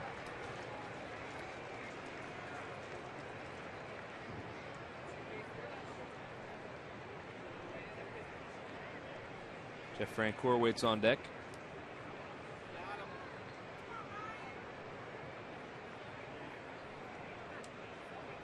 From the belt, Villanueva outside for a ball, so he walks him. Ryan Howard is aboard. 2 outs. The Phillies have 2 runners on, and that'll bring up Jeff Francoeur.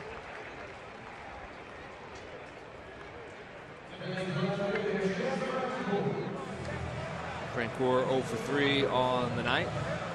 He was robbed earlier in the game in a line drive over the left fielder's head, Randall Grichuk, and Grichuk reached up and was able to make a really nice catch on Jeff Francoeur. He popped it up in foul territory his last at bat.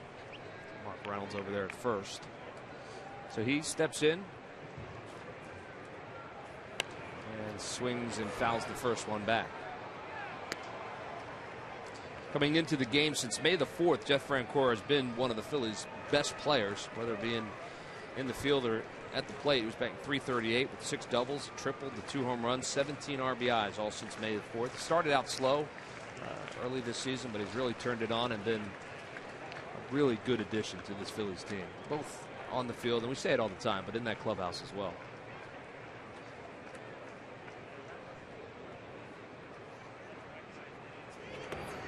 Pitch is low, so it's 1-1.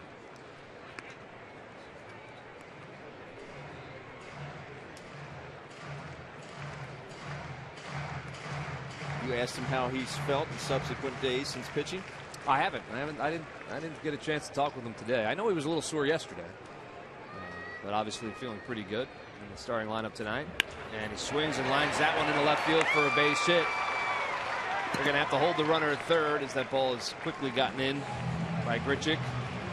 So the bases are loaded with Phillies. There's Maikel Franco down there at third. And now it's time for a Hyundai defensive play of the game. And it's what we just talked about. Jeff Francoeur was at the plate. Randall Grichuk in left field. And, man, he drills this one, Ben, but just enough. And he does. And took his arm off there in left field. But, immediately I thought that was going to be a double. Yeah. And Grichuk, as a look at it, he plays deep and makes the Hyundai defensive play of the game, brought to you by your local Hyundai dealers. But he does play a deep left field. Yeah, he really does. He's in a little bit right now with the left-hander Dom Brown up and bases loaded.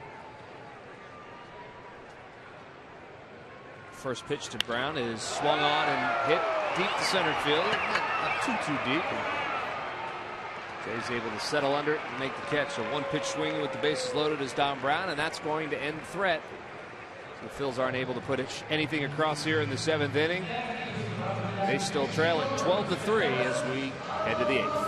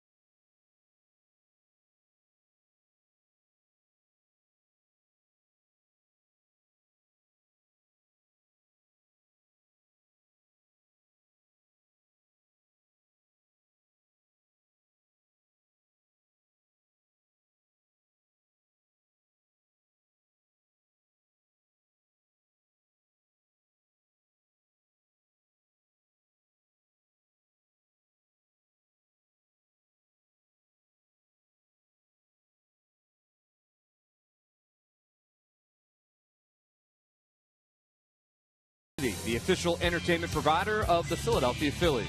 By Toyota. Where will Toyota take you? Visit buyatoyota.com today to find out. Toyota, let's go places. And by Yellowwood. Yellowwood pressure-treated pine. If it doesn't have this yellow tag, you don't want it. Head to the 8th inning and continue to celebrate 60s retro night. Now, those guys I remember. Right? They're the Monkeys, right? Great TV show. Yeah, it was. Yeah, it was. Back-to-back with the Brady Bunch back in my younger days. That's an afternoon right there. Sure was. Jemar Gomez back out on the hill for the Phils. It's quickly 0-1. Richard stands in. Funky stance. The 0-1 pitch right off the fists. It's 0-2 now from Jemar Gomez.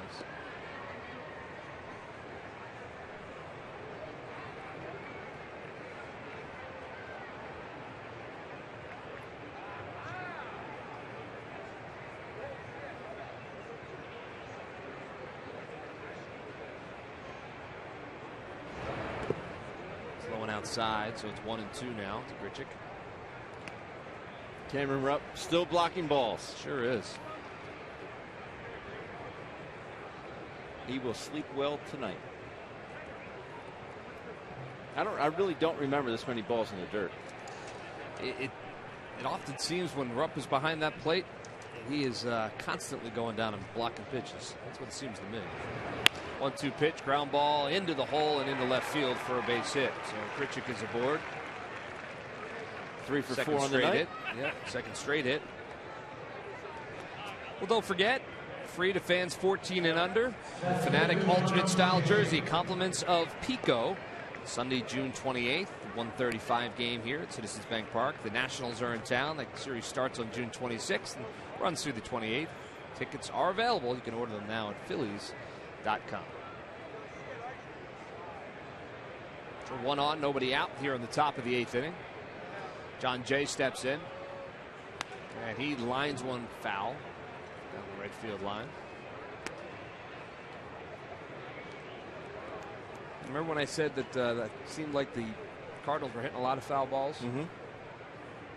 How about 39 of them, including that one just right there? Jeez, 39 foul balls. That's a lot of souvenirs.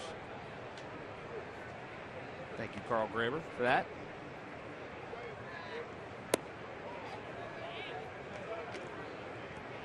It's 1-1 now to John Jay. Jay was drafted in 2006 by the Cardinals in the second round after playing some college ball at Miami. He's been on the DL once already this year with some tendonitis in that wrist, but man, he was an impact player when the Phillies were out there in St. Louis back in April for sure. Talked about his defense. Good player, but like you said, he does get injured quite frequently.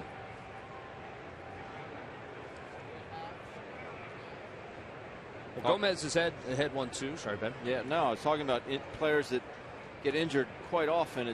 Bryce Harper last night. Yeah. Hamstring strain.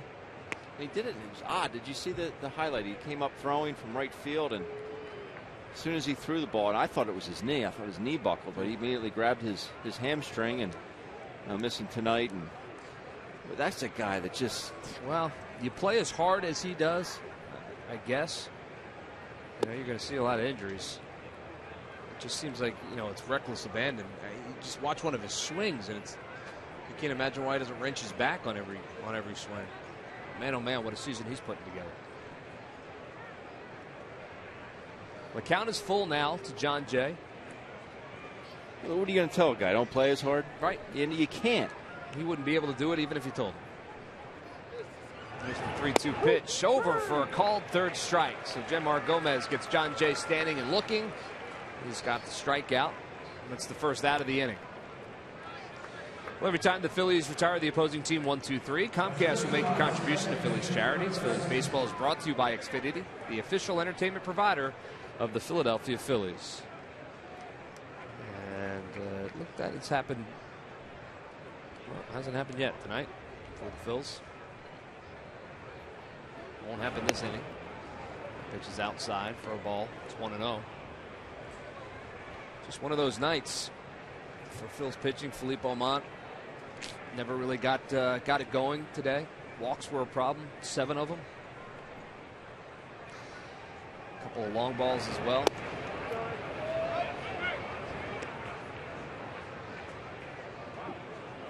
You can't make mistakes against a lineup like this. It will make you pay.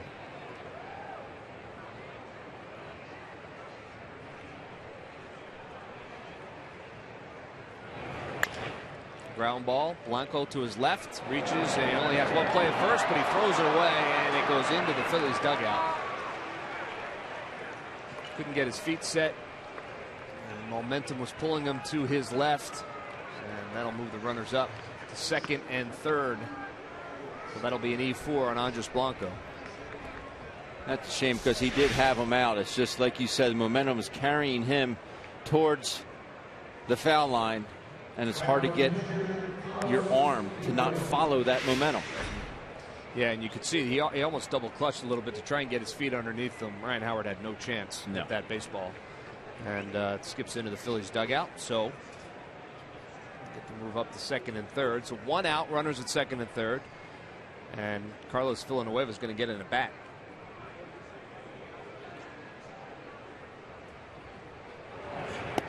Scoring that a single and an error on Blanco to allow them to move up. Look to me, if he would have made a good throw, he would have had him. That's what I'm saying. But that's the scoring decision right now. So Jemar Gomez now is about to throw his 30th pitch of the night. And that's outside for a ball. It's 1-1. I'm sure Garcia will take it. That single. Absolutely.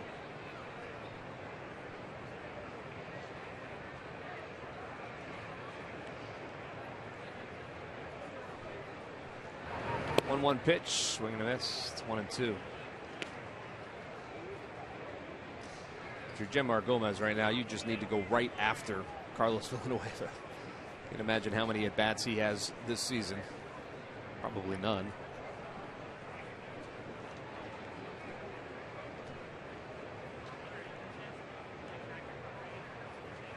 And fouls that one off, stays alive.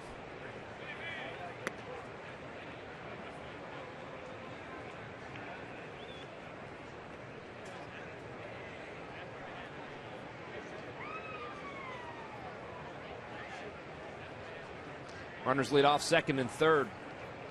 1 out. Top of the 8th.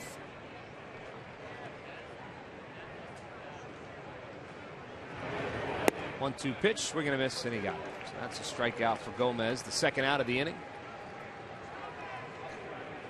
And that'll turn the lineup over. That'll bring up the shortstop. Number 38, Pete Kozma. One of the late additions into this ball game. I don't know about you, but my scorebook is a mess. Is it? Yeah. Yeah, there's been an awful lot of changes going on. So Cosmo will stand in. He popped to first base in his only at bat tonight. That one's inside for a ball. It's 1-0. I see you're like T-Mac in the fact that you use multiple colored pens. I do. I learned from T-Mac. Pretty good guy to learn from.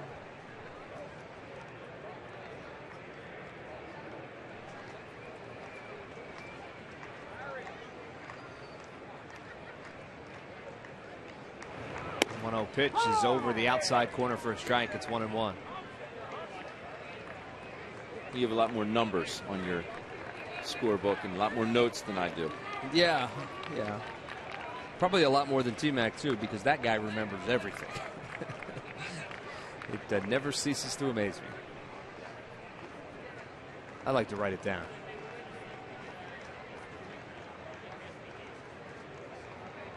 There's the 1-1 pitch. Foul ball. Hey, we told you earlier that Tom's not here because his son graduated. Well, let's not be remiss. Our other partner, out of mind, not out of mind, out of sight for a couple of weeks, but that's his daughter Chandler. who graduated high school. I think it was yesterday. Matt back there. And obviously a part of the graduation ceremonies as a proud papa. Also inducted into the Canadian Baseball Hall of Fame this week. So we send our congratulations out to the Stairs family as well as another graduate. So Chandler, congratulations. Matt, congratulations to you as well. The whole family. Matt will be back with us in New York. You'll get some time off. Spend with your family. Yeah. Matt will join us when the Phillies take on the Yankees beginning on Monday. That'll be next year. My daughter will be graduating next year. You're old. She finished her junior year. Last day of school for my kids today. The Great Garden State goes late. Yeah, they did. A lot of learning to be done. Apparently. Count is full now to Pete Kozma, 3-2. Runners at second and third. Get a little bit of a jump. Gomez has the sign. 3-2 pitch. Swung on and fouled out of play.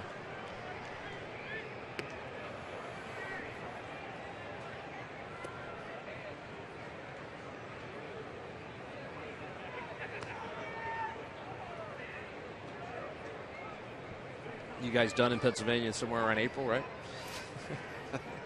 Easy. Just kidding, Pennsylvania. Here's the 3-2 pitch.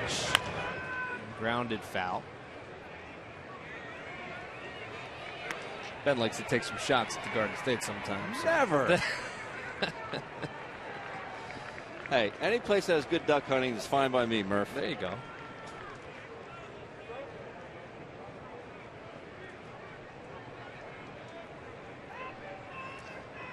Toyota out-of-town scoreboard. The Mets and Braves. Braves up 2-1. That's the final. Chase Peterson 2 for 3. Double and 2 RBIs. So the Braves get another win. The New York Mets. Gomez loses Pete Kozma, so he'll head down to first. Another walk for Phillies pitching. There's been a bunch of them tonight. And the bases are now loaded. And this that'll bring up Xavier Scruggs and well, first a conversation for Bob McClure. What's the message here? Give him a breather. 41 pitches. It's a lot. You know, we were hoping to get 3 innings out of Genmar Gomez, but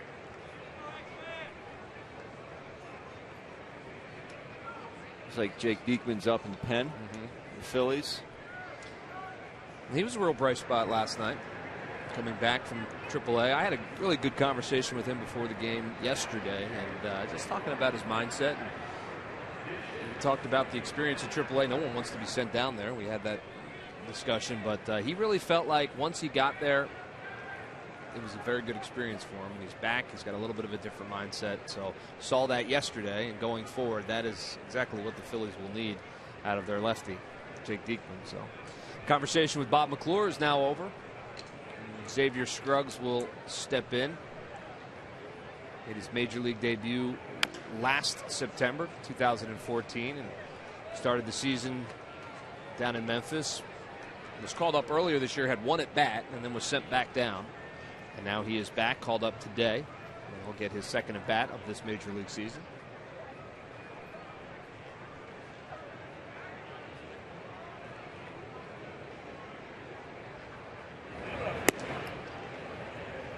Pitch is outside, so it's 1-1 to Scruggs.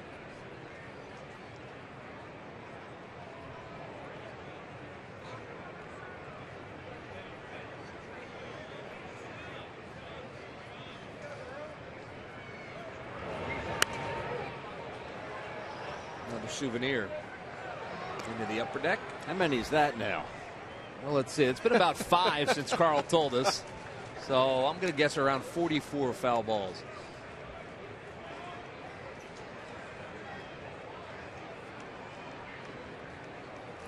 So Gomez is ahead of Scruggs 1-2. Bases are loaded, 2 outs. Top of the 8th. 1-2 pitch is in the dirt. Down goes Rupp to block it.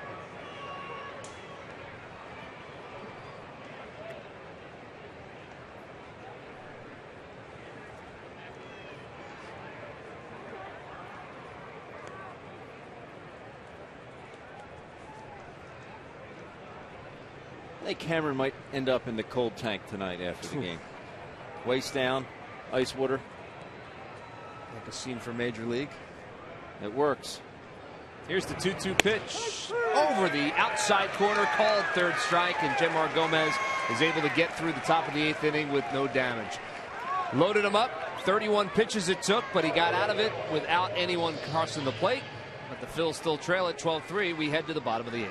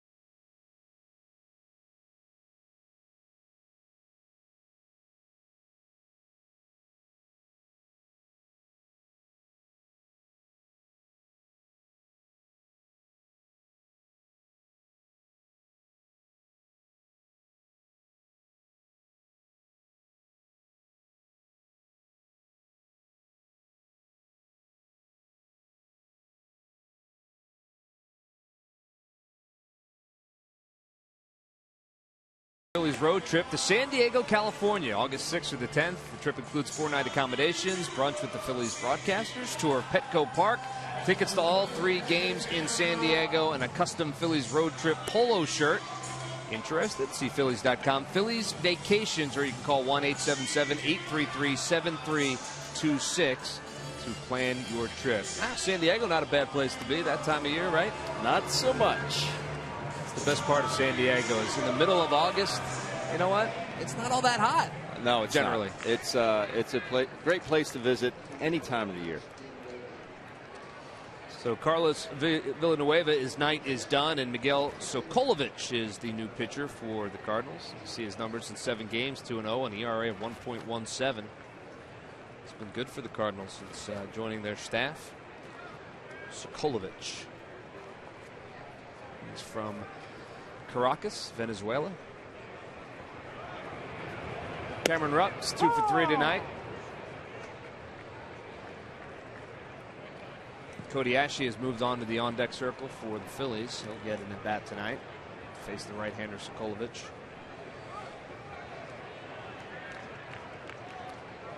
There's the pitch to Rupp. Check swing. Said he went around, so it's 0-2 now to Cameron Rupp. Now you talk about always having a firm base as a hitter. I don't know how firm the base is right now for Cameron Rupp. Yeah. His legs probably feel like jello. They probably do. A little bit wobbly. It's understandable. Here's the 0-2 pitch, and it's low for a ball. It's 1-2. I would remember being like that in spring training. You catch all the bullpens early on. You know, you might catch 4 or 5 bullpens, and then you go to hit. The catchers are able to hit the end of the day, and sometimes you get up there and your legs would literally be quaking trying to take BP. Well, my legs would be quaking if I was up there too, but for different reasons. Here's the 1-2 pitch, and took a little something off of that. Cameron Rupp swings through it, and that's the first out here in the bottom of the 8th inning. Hey, get major news and weather that impacts your day without commercials for 20 minutes straight. It's weekdays at 4 p.m. It's NBC 10 News. You can count on it. Cody Ashley will step to the plate in his first AB of the evening. He's getting the night off. Frank Gore got the start out there in left field. Takes the first pitch from Sokolovic, and it's outside for a ball. Kind of a violent delivery from Sokolovic, isn't it? Seems to really. It is, and he falls off. Yeah. A lot.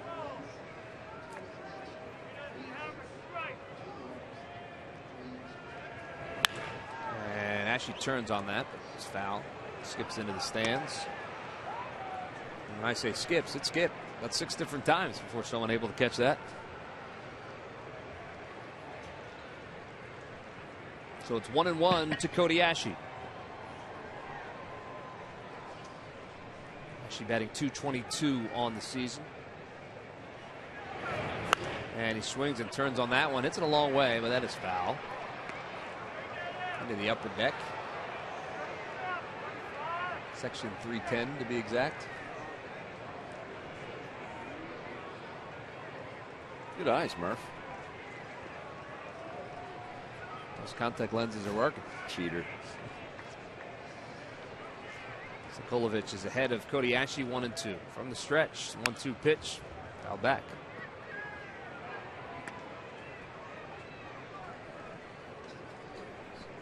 There's Andres Blanco. He waits on deck. It's a pretty cool vantage point right there. Sure is. The 1-2 pitch. Swung on, line drive into right field, and that's going to fall for a hit. So Cody Ashe is aboard with 1 out here in the bottom of the 8th inning. You know, it's still retro 60s night, so let's take a look at the top 5 starting pitchers in the 60s. This is by ERA. Any surprise the guy at the top? No. Sandy Koufax, 2.36. Best ERA in the 60s. Juan Marichal, Bob Gibson, he's a Cardinal, Tommy John, Dean Chance. Again, you talk about the names that appear on these lists that we're showing you tonight. They are all household names for sure. The 3 at the top, though. Sandy Koufax, unfortunately, got into some arm trouble later in his career, and he had the medical staffs that they have now. Can you imagine? Yeah, he would have been back, but you know, for a 6-year stint there, 7-year stint, there was nobody better than Sandy Koufax. Outside for a ball. It's 2-0 to Andres Blanco. Getting his 3rd at bat of the game. He grounded to 3rd and struck out swinging.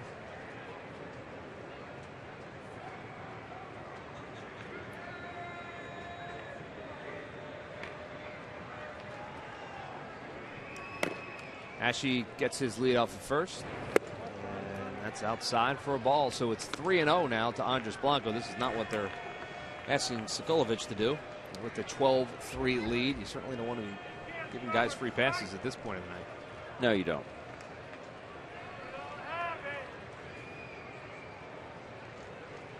.30 pitch. Outside. Walks him on 4 pitches. So the Phils have 2 on with 1 out here in the bottom of the 8th. Hey, don't forget, fireworks, they're coming. Always spectacular. Xfinity Fireworks set to the musical track this year, recorded by the Philadelphia Orchestra. Post-game Wednesday, July the 1st. After 7:05 game on Thursday, July the 2nd. It's a 6:35 start. It's the Brewers in town, June 29th to July 2nd. Order your tickets at Phillies.com. Always a fun night. I remember as a kid at Veterans Stadium going to fireworks night with my folks, and always a tough ticket to get with Mom and Dad. It seemed like almost every year we were able to get out there and watch the fireworks at Veterans Stadium. They would pack the place. Getting out of there, good luck. You get out of there on July 5th. 95 South was not fun. But boy, it was fun to watch those fireworks. Whole Patterson Avenue and Broad Street would be lined with folks who live in South Philadelphia. That happens again even now, which is always a lot of fun. Ben Revere's at the plate, 2 on, 1 out. Sokolovic has thrown 5 straight out of the strike zone. Make it 6. No boy. You know, it's hard to find positives in a game like this, but that at bat by Cody Ashe, it's a good at bat. You know, he hit a couple balls foul, hit them hard, but they were good swings throughout the at bat. You know, and he goes down and gets a changeup down and away, and stays through it enough to line in the right field and get a hit. So, like I said, not many positives, but that was one. If you are Mike Matheny right now, you're not happy with the job that young Miguel Sikolovich is doing. The last thing he wants to do is have to get somebody else up. Well, they're starting to stir out there. They are. 7 straight balls out of the strike zone. Gets his sign. 3-0 pitch. High, all 4. Wow. I think it's funny there that Cruz is going through a series of signs in a 12-3 ball game with a 3-0 count. Just hold one finger down. But there was a runner on second. It doesn't matter. Yeah, I guess not. Well, Derek Lilliquist is going to have a little chat with his player. Lilliquist in his 4th season as the pitching coach for the Cardinals. He did a little bit of everything when he played in the bigs. Lefty starter for a while there, then turned into a reliever. So he's done a nice job with this Cardinal staff. Of course, he's got some pretty great arms to work with. So the message has been delivered, and I would imagine that message is, hey, my man, throw him over the plate.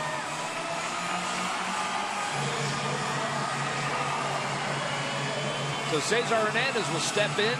Bases are loaded. The Phillies have had bases loaded a couple times tonight. Nothing to show for it. The only runs across, the 3-run home run by Ryan Howard back in the 5th inning.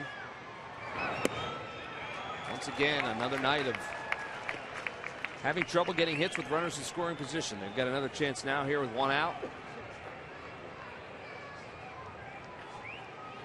First pitch to Hernandez was a ball, so 9 straight balls. The 1-0 pitch. That's over for a strike.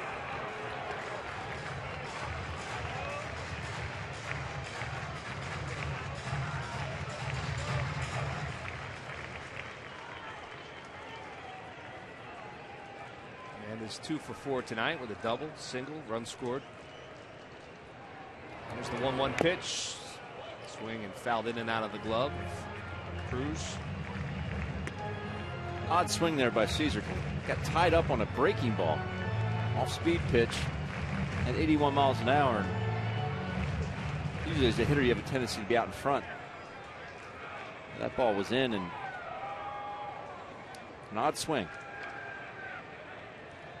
The count is 1-2. Here's the 1-2 pitch. Swung on, ground ball to diving second baseman Garcia. He's up. Only one play at first. They'll gladly give up a run for an out. Cody Ashley scores. It makes the score 12-4, but that's the second out of the inning. A nice play by Greg Garcia. Probably saves a couple pair of runs there. Caesar upset that ball didn't get through, and rightfully so. As soon as you hit that ball, you're thinking, I got a hit and 2 stakes.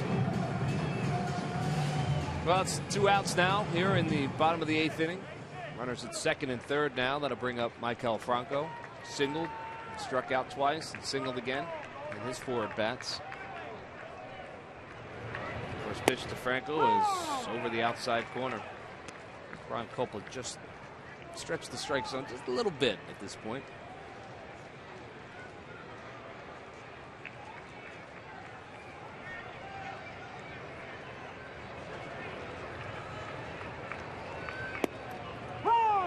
Oof, catches a piece of the plate too. It's 0-2. That's what happens when it's 12-4. And it's 10-25 in the 8th inning, and you're a rookie. That plate gets awful big. And here's the 0-2 pitch to Franco. Ground ball, third base, gobbled up, and Reynolds throws it across to Scruggs, and that is the 3rd out of the inning. The Phillies are able to put one across on the ground out by Cesar Hernandez. But we'll head to the 9th inning. Phillies trail it by 8.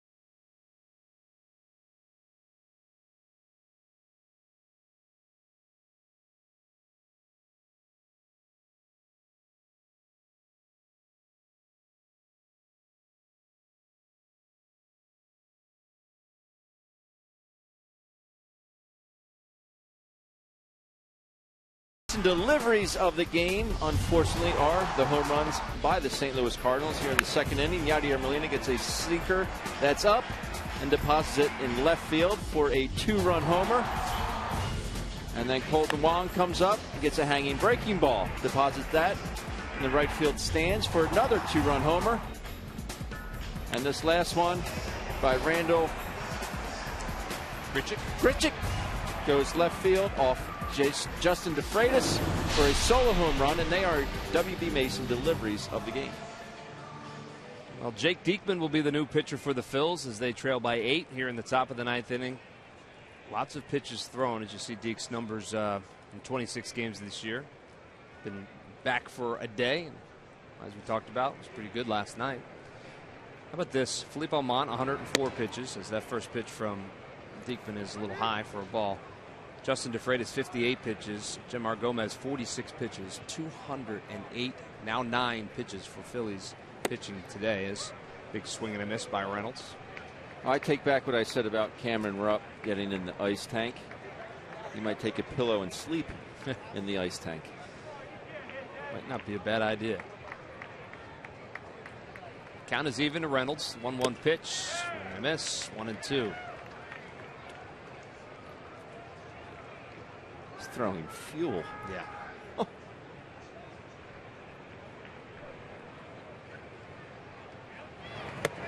Just blows it right past Mark Reynolds for the strikeout. 97 miles per hour. And Jake Diekman has another strikeout. And that's, hey, look, obviously the game is lopsided, a little out of hand. But, you know, hey, Jake Diekman needs to come in here and show that he can dominate. And he did so with 4 pitches right there. Mark Reynolds didn't have a chance. That'll bring up Jason Hayward. He's 2 for 5 tonight.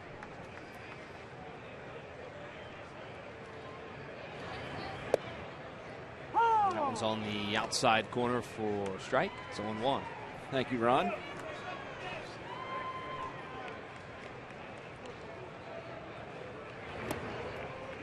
Misses with that one. It's 1-1.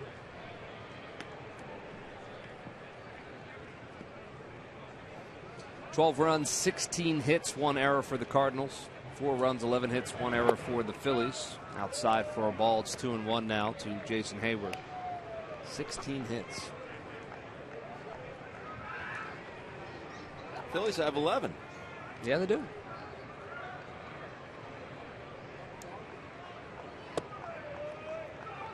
That one just missed. Now it's 3-1. It's Jason Hayward.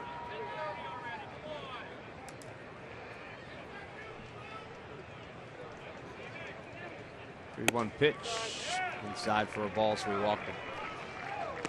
So Hayward is on base for the 3rd time tonight. Cameron Rupp's going to go out and have a word with Jake Diekman, and why not take a look at the Phillies in the 1960s? Who was doing what? Well, Johnny Callison, what a great player he was. He had the most hits, 1,438 hits. Chris Short, the great Chris Short, 115 wins in the 60s. You see Callison with the home runs and the RBIs as well. The most wins by a team. Remember that 1964 team? Didn't end well. No, it did not. but a boatload of wins in the 1960s in that season, 1964. It's been fun flashing back to the 60s. I was born in 71. You were born a couple years after that. So I only know what I read in the history books. But the Cardinals did beat the Yankees that year in the World Series. There you go. 1-1 to Cruz, and he gets him swinging. So it's 1-2 now to Tony Cruz. He flied out to left in his only at bat in this ball game. Hayward takes his lead off at first. Diekman gets his sign from Cameron Rupp. 1-2 pitch inside, maybe a little low. It's 1-2. Higher velocity, less effort. That's what it looks like to me. He's not out there working as hard. Another foul ball. Number 46, Ben.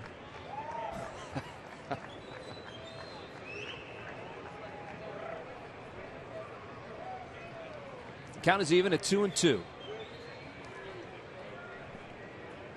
Deacon gets set at the belt. 2-2 pitch, line drive, center field. Ben Revere going back on it, and he'll make the catch. Jason Hayward will have to retreat to first base, and that's the second out. Ben got a nice jump on that. Kind of an inside-out swing for Tony Cruz, and able to put that one away. So 2 outs now here in the top of the ninth.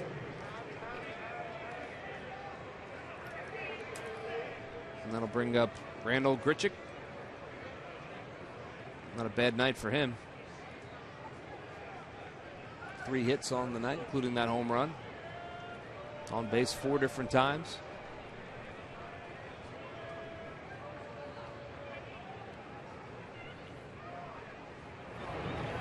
First pitch is over for a strike. Heater after heater. Well, you know, that's what you want to see out of Diekman. That's certainly his strength. We're back and fire. Took a little something off of that one. 88 miles an hour. Gets it over for a strike. So he's 0-2 to Randall Grichuk. Hayward will lead off first. 2 outs. Here's the 0-2 pitch. Swing and a miss in the dirt. He got him. And that'll end the inning. Throw down to first base. And Cameron Rupp, but didn't matter. Strikeout for Jake Diekman. He had 2 in the inning. And we'll head to the bottom of the ninth. The Phils have some work to do.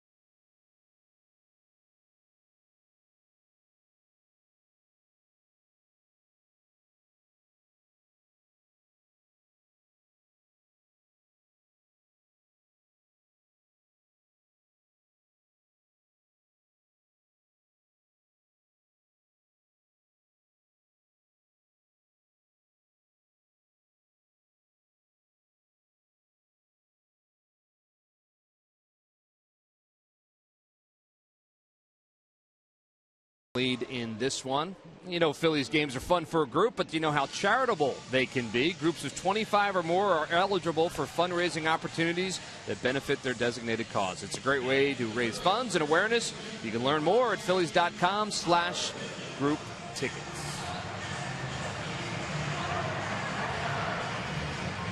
Head to the bottom of the ninth. Ryan Howard, responsible for 3 of the Phillies' 4 runs tonight, will step to the plate. Fans still remaining here at the ballpark, having some fun with the kiss cam. Hello, I love you. Can you tell me your name?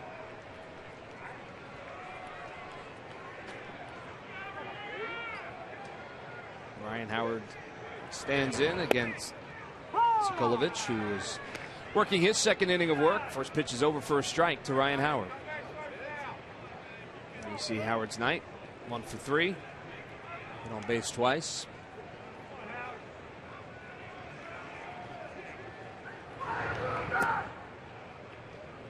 Inside for a ball. It's 1-1. Well, that was another positive, was the inning there by Jake Diekman.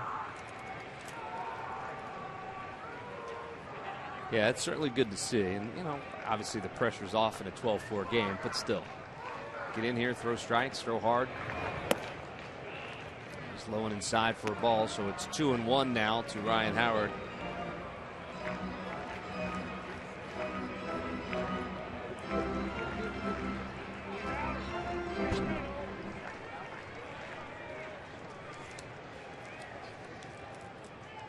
Here's the 2-1 pitch.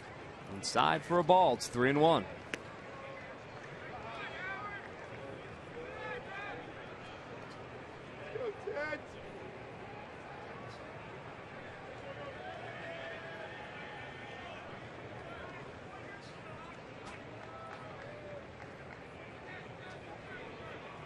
3-1 pitch over for a strike. It's 3-2. Ryan thought that was a little low.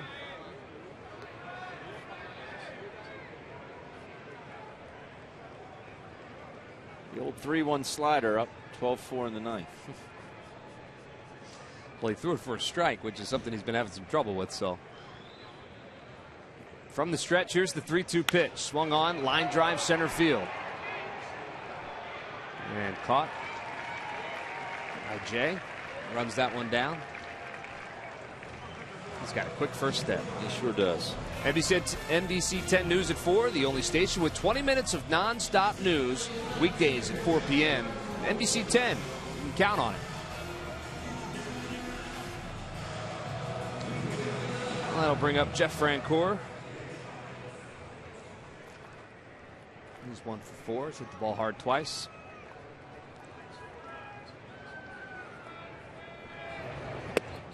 First pitch to Francoeur is over for a strike.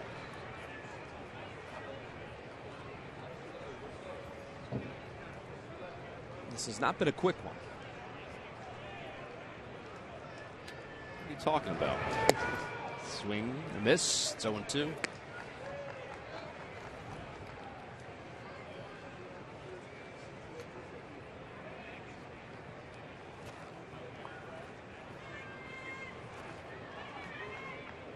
Two pitch, swung on, poked to second.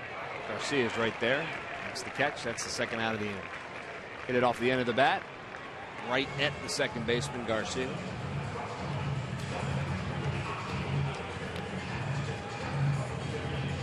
A reminder, tomorrow we're back at it against the Cardinals. Our next telecast on the Comcast Network. Our broadcast begins at 7 o'clock. First pitch, 7:05. Tom McCarthy will be back alongside Ben Davis. A reminder that that game originally was a 3:05 game on the schedule as Don Brown sends that one right back at us, Ben Davis, right over our heads. That was a 3:05 start. It was changed weeks and weeks and weeks ago, but just a reminder, 7:05 tomorrow night here at Citizens Bank Park. And that other guy that used to wear number 20, he'll be in with us as well. It is weekends with, as I like to call him, Mike Jack. Michael Jack Schmidt, who I know was watching tonight. Ooh, line drive into the crowd. Look out. He's awaiting his assignment for the Open tomorrow? Yeah.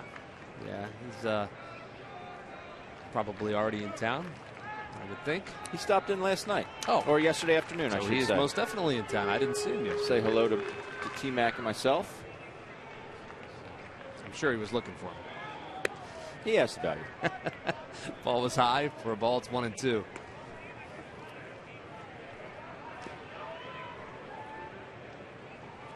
I think that foul ball that Dom hit clipped someone down there in the first row, getting some medical attention. It was a youngster. Hopefully he is okay.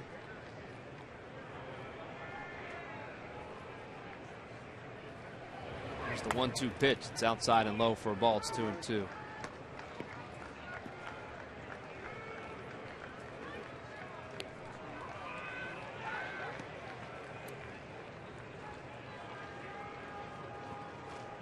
Kolovich has his sign from Tony Cruz. From the stretch. The 2-2 pitch to Don Brown. Swung on, line drive. Shallow center field. John Jay coming in, and he makes the catch. And that is going to do it for this ball game. So the Phillies go down 1-2-3 in the bottom of the ninth inning. And they lose this one 12-4. It was all St. Louis early and often. They came in with an offense that was struggling a little bit, but guess what? Our players of the game, brought to you by Chevrolet, is that offense. 12 runs, 16 hits, 3 home runs. They were 6 for 16 with runners in scoring position. So the talk of their demise, of their offense's demise, was certainly premature because they came out swinging the bats tonight against Philippe Almont, and they knocked him around pretty early in this game and pretty often, and they were able to put some runs on the board. 12-4 is the final. We're back to put a wrap on this coming up in just a minute.